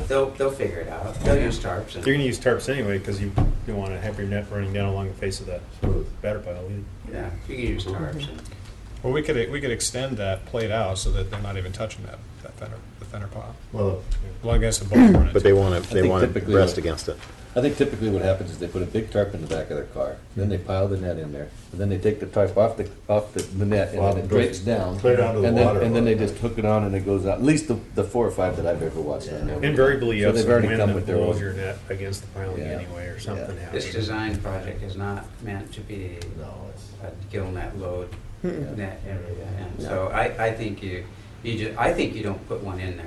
Heck with it. The bar on that side. Yeah, you put one on this side, they're gonna load seines over here. Yeah. You put one on which side here? On the The south south side. side. Right. Put one there. And you don't I put one here? I No, don't none think, of them are I think Yeah. it's not set up, it doesn't look like it's gonna be a gill net place. I mean, But don't so go let the out of your gill way net to put a thing whole happen. bunch of strut channel and Yeah. clamps and stuff there. I mean, I can see. I how- like having Yeah. it something that the less you have, I mean, what are you talking this is gonna cost? I mean, This, 19 feet? this little, $20,000. Which part Maybe- you're talking maybe. about? Eight Chamfer cars. I bet it's 100, I bet it's, how about if we No. see what they say? I was gonna throw a number out there. Go ahead. We're gonna hold you to it if you do. Yeah, Yeah, what do you think it's gonna cost? this is for the 19 footer? Or for The the, chamfer, or what are we talking about, Cole? Yeah, no, what- The net, we're the, putting the 45 in, Yeah, we yeah, have to wait. put the Yeah. 45 45 is in. I Yeah, always thought we'd have. Nobody's arguing about that. Okay. We're just saying, why bother with the, well, it's something to make it smoother, the less right now you have, lots of That's half catchy inch. things. So, what, I mean, is it something that's costing 10,000, or is it something that's It's probably in costing? that range, I guess. Okay. I was Yeah. gonna say Well, 500 a then- foot. That's what I. You know about this That was gonna be my guess, I was gonna stick with it. Yeah, So the other side is gonna be, something so, like so, 50 grand. but see. to make it a little build it out of nicer for the stainless. gill netters to, But you see, you build something like that, The bigger ones. and then, if, the next gill netter that comes to me and says, what the hell were you guys thinking? Yeah. You're putting, you put it over here, and look, I gotta put my boat over here. yeah. Like, okay, so now it's gonna, why Right, did you spend that money for a piece of crap that I can't use anyway? I mean, just make it, and I'll deal with it. That's what I'm gonna hear.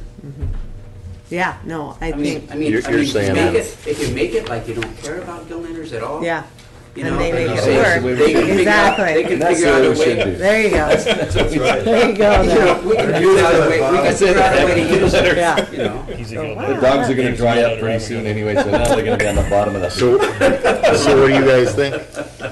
Gonna be Well, back I the mean, way they it's were something- Do you 10 use years this ago. area? If this were Okay. square. I'm gonna There use you a go. drive down dock I'd myself, say go but for it, Yeah. because it would be sweet. I don't know. You know, you could It- put a truck there. Do we It'd be need two? sweet. But This isn't gonna be very usable for a It's a gill net here. non-starter.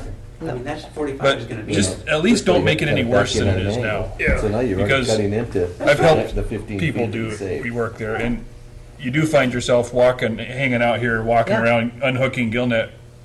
From the It- bolts. It's not. It could be a little easier, but I don't know if you need to go to a whole solution. But just make sure there isn't a whole bunch of crap there that doesn't have to be there. I don't- Well, we thought this was pretty simple.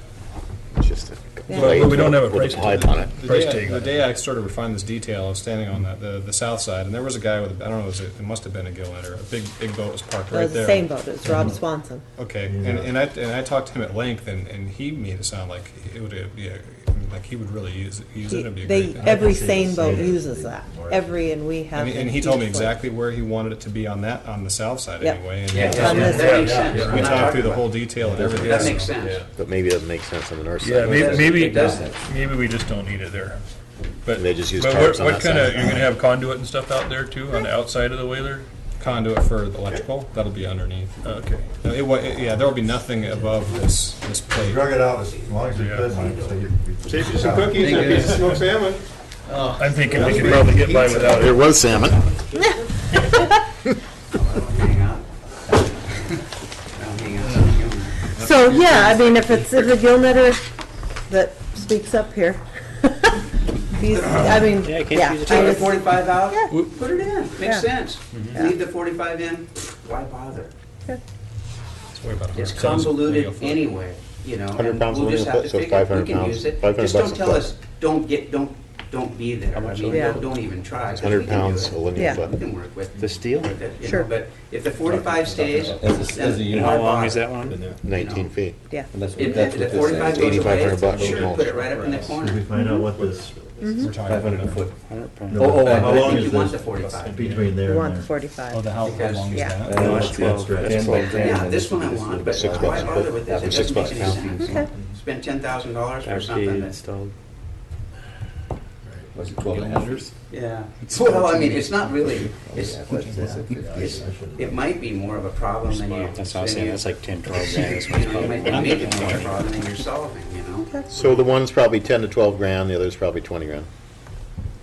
The one on the south side's probably 20. Yeah, well, we can put the big guy in there for the seiners, and we can just, you know, we're gonna tie our boat up alongside here, and we're gonna load out of here someplace close to straight in as There's we real, can. there's and really probably no significant It'll go right difference across here over the top of the between, tarp. 6 by 6. You're gonna load on the drive And it down. is by 10 by 10. John says. Let's give him some three-phase over there too.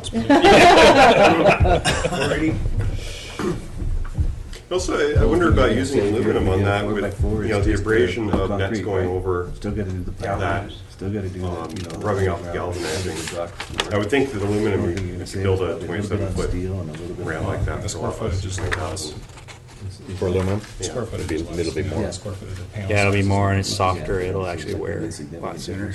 So we're trying to weld it to the, No, you still have to do the work. weld it to the existing steel Right, rail. which is galvanized already. Steel. Yeah, you don't want dissimilar Yeah. metals either. Existing material, the building, both Re-galvanized. the rail Yeah, and you have to the field coat it. Yeah. and stuff to cut it and weld it and all that, so yeah, it's not gonna save any money on the actual perimeter. So make it- Well, it might be simpler to, you know, bolt it if it's, you know, with I aluminum. would say so. Yeah. You know, just have the nuts countersunk. You think it'd be cheaper with aluminum? Gill netters are typically only Really? about 12 feet wide. What's the unit price on aluminum Yeah. compared to steel? It's quite a bit more I expensive. saw a guy tying up right there when I was here before. so. Yeah, we think it's gonna be more. More per pound, but you know, you use not as much pound. Right. You know, it's gonna be lighter in the end. And you don't have to galvanize it. You know, if it is something that can be fabricated and just bolted on, I know I could make it for less than 20,000. Oh, it's Oh, not yeah, the I mean, I could materials. too. Yeah, it's Maybe that would be the way to go. Is it the liability? Do it that way. I mean, if you go through the public process and you gotta, go through the fabrication and all that, pay the Davis-Bacon wages, it's gonna be higher, but. Yeah, you can provide fabricate something that like Oh, you mean, don't put it in as a project. Yeah. Just hire somebody local to build it. Joseph can build it for you. I think we got- And that, I think we got guys seems in like town that would who be could do simple, that. yeah. I think almost like a drop-in, something, just dropped in right over the rail and it was just, Hook over, Yeah. yeah. I think if Robbie Swanson wants one in there, then Robbie Swanson can buy one from Joseph, and if anybody else wants one, they can buy another one from Joseph. And then we each have our own. and then the city has no liability, because we didn't ask for it to be built. They can just drop their own gill. Well, I was climbing out there on those things last summer and I don't know, who was liable for that? Well, it was brought up for these guys to design it at your last little party with them, so they designed it for you and. I wasn't here. Thanks for working on it. Thanks for your effort. Oh, yeah, they bill you for it, We so. might actually use your design. It's basically, we haven't gotten too far down the road. Pleasure. So we're at 35%, which is really the idea phase, so This is we're the kind of idea in the idea phase. Yeah, we can change direction. So we didn't want to get too far into it until we heard from you, and then we would finalize it. Yeah, we don't have much into it. Wouldn't it be nice to have the same size? It would be nice. I like the idea of just breaking it out and solving the problem later In-house. on. Figure it out, Yeah, you'll know exactly what you figure want. it out, get some local guys looking at it. But the So I same side could do as that well? this year. What's that? The same side as well? Yeah, Yep. yeah. Well, that's what I'm talking about. You can do the same side now. I'm not That talking side's about not the changing side. at all, is it? No, we don't have anything going on there. Okay, yeah, so why don't we just Yeah, Delete it from us? delete it and move on? yeah. Perfect. Now that we got the plan. Yeah, no Still problem. your intellectual. So what are we doing about the chamfer? We're keeping that in. It's varies. That's the entire It's- cornerstone of this project. Right. The width is. No, the In fact, it could cornerstone. even be Jeff, bigger. have The you driven entire down there cornerstone of this project is with getting other people that parked night. down It there? could even be bigger. No matter how wide it is, a corner is I mean, always actually, it's going only to 10 be feet. desired. You could make it 15 feet or 20 feet. You could make it $10,000 bigger. more. We don't have enough money for Think that. about Okay. Yeah, and that just, that coming around. Yeah. probably wouldn't really help. Well, that'd be really fine. That's gonna be a huge improvement to, Are you kidding? I 15 mean, feet, so. you- wow. An 8 feet, from 8, this is 8 feet, no, I'm just doing an 8 foot. Then you can knock these yeah, corners that off too. chamfer You can goes make it into a from there, table. it goes kitty corner across this table. Round it. Put more than that. This is 8 by 8. This table's only 8 by 8. It's a big It's And then piece, it- yeah. huge. Don't want to make it too. But I think we've all seen trailers jacked down Oh. there in a mess. Oh, yeah. we've It seen them turns too. it into a one-user thing, one outfit out there.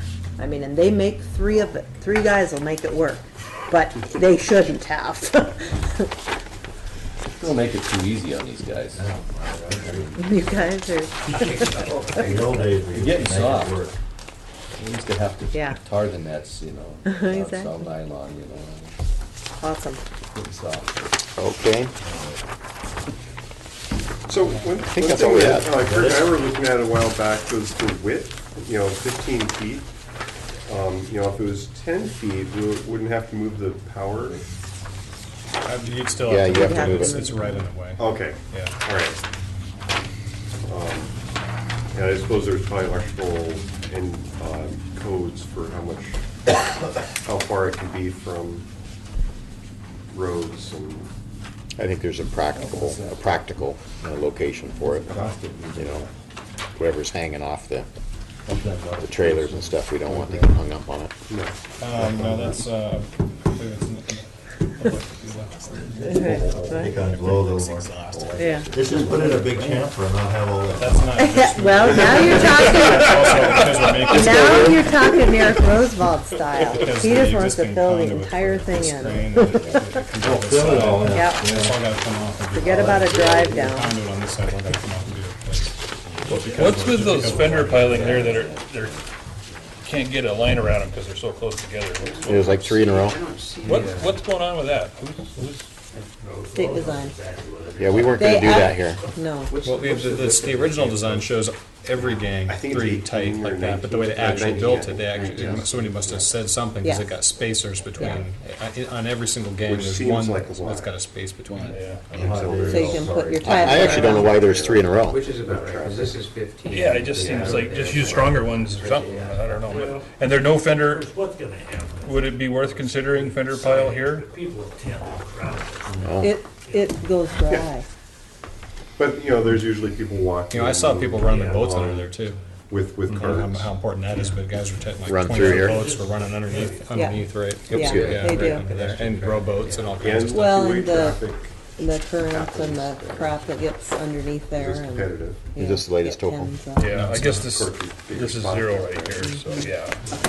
You're not gonna be finding. When you looked at it, we're 0 Nothing's changed in after. there. Go around. It was actually a little closer. Oh, 0 was closer. Well, Yeah, you it know, was. if there's gonna be a This park is, right here. well, he didn't go out into this area. This is a couple feet shallower Done it? Oh, yeah. from my measurements than this, but Done a very big one. the slope actually is a little bit further. No, Which actually, no, actually, it can- we had to These are fill in it. out that.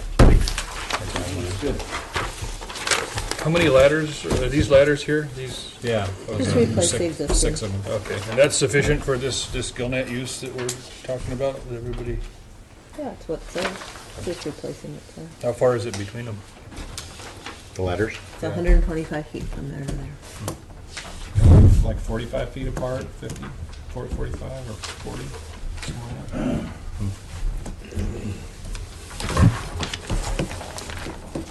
So does somebody want to take us through Mark's portion here, or we're done? Let's see, it's 40 feet there. Yeah, they're about 40 feet on center, these ladders. I guess they're okay.